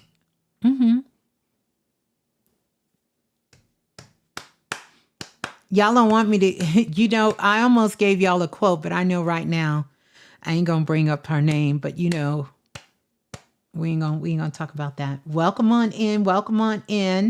But we gonna get out of here. I've been saying I'm gonna go, but I'm really gonna go.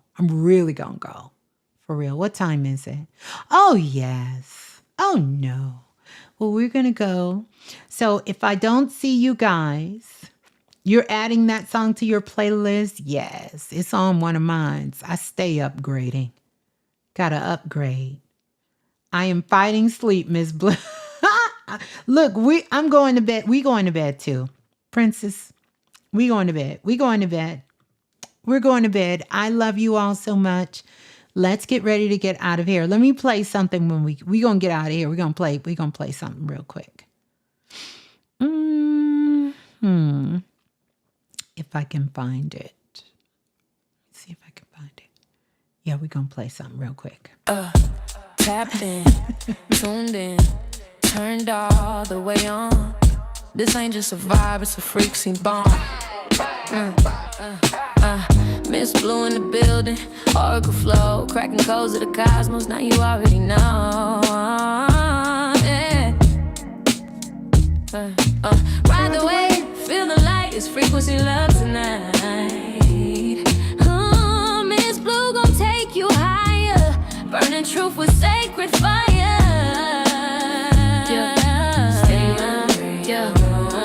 This is soul talk, rebirth from the womb. Say it with me, I can alter my course at any time.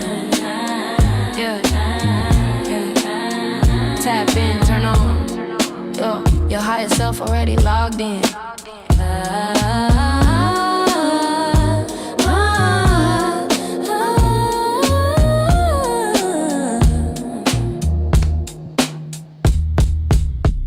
All right. Well, that's going to do it.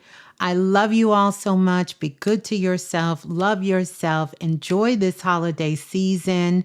And yes, I will be checking my emails. So if I don't see you guys on the 1st, I will see you right after that.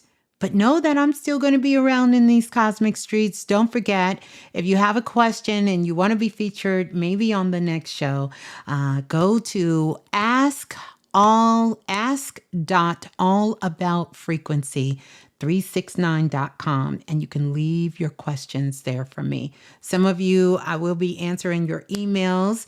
And don't forget about the classes that's coming up and all the other good stuff. Take care of yourself. Get some rest. Drink some water. Okay? Peace and love. Ciao.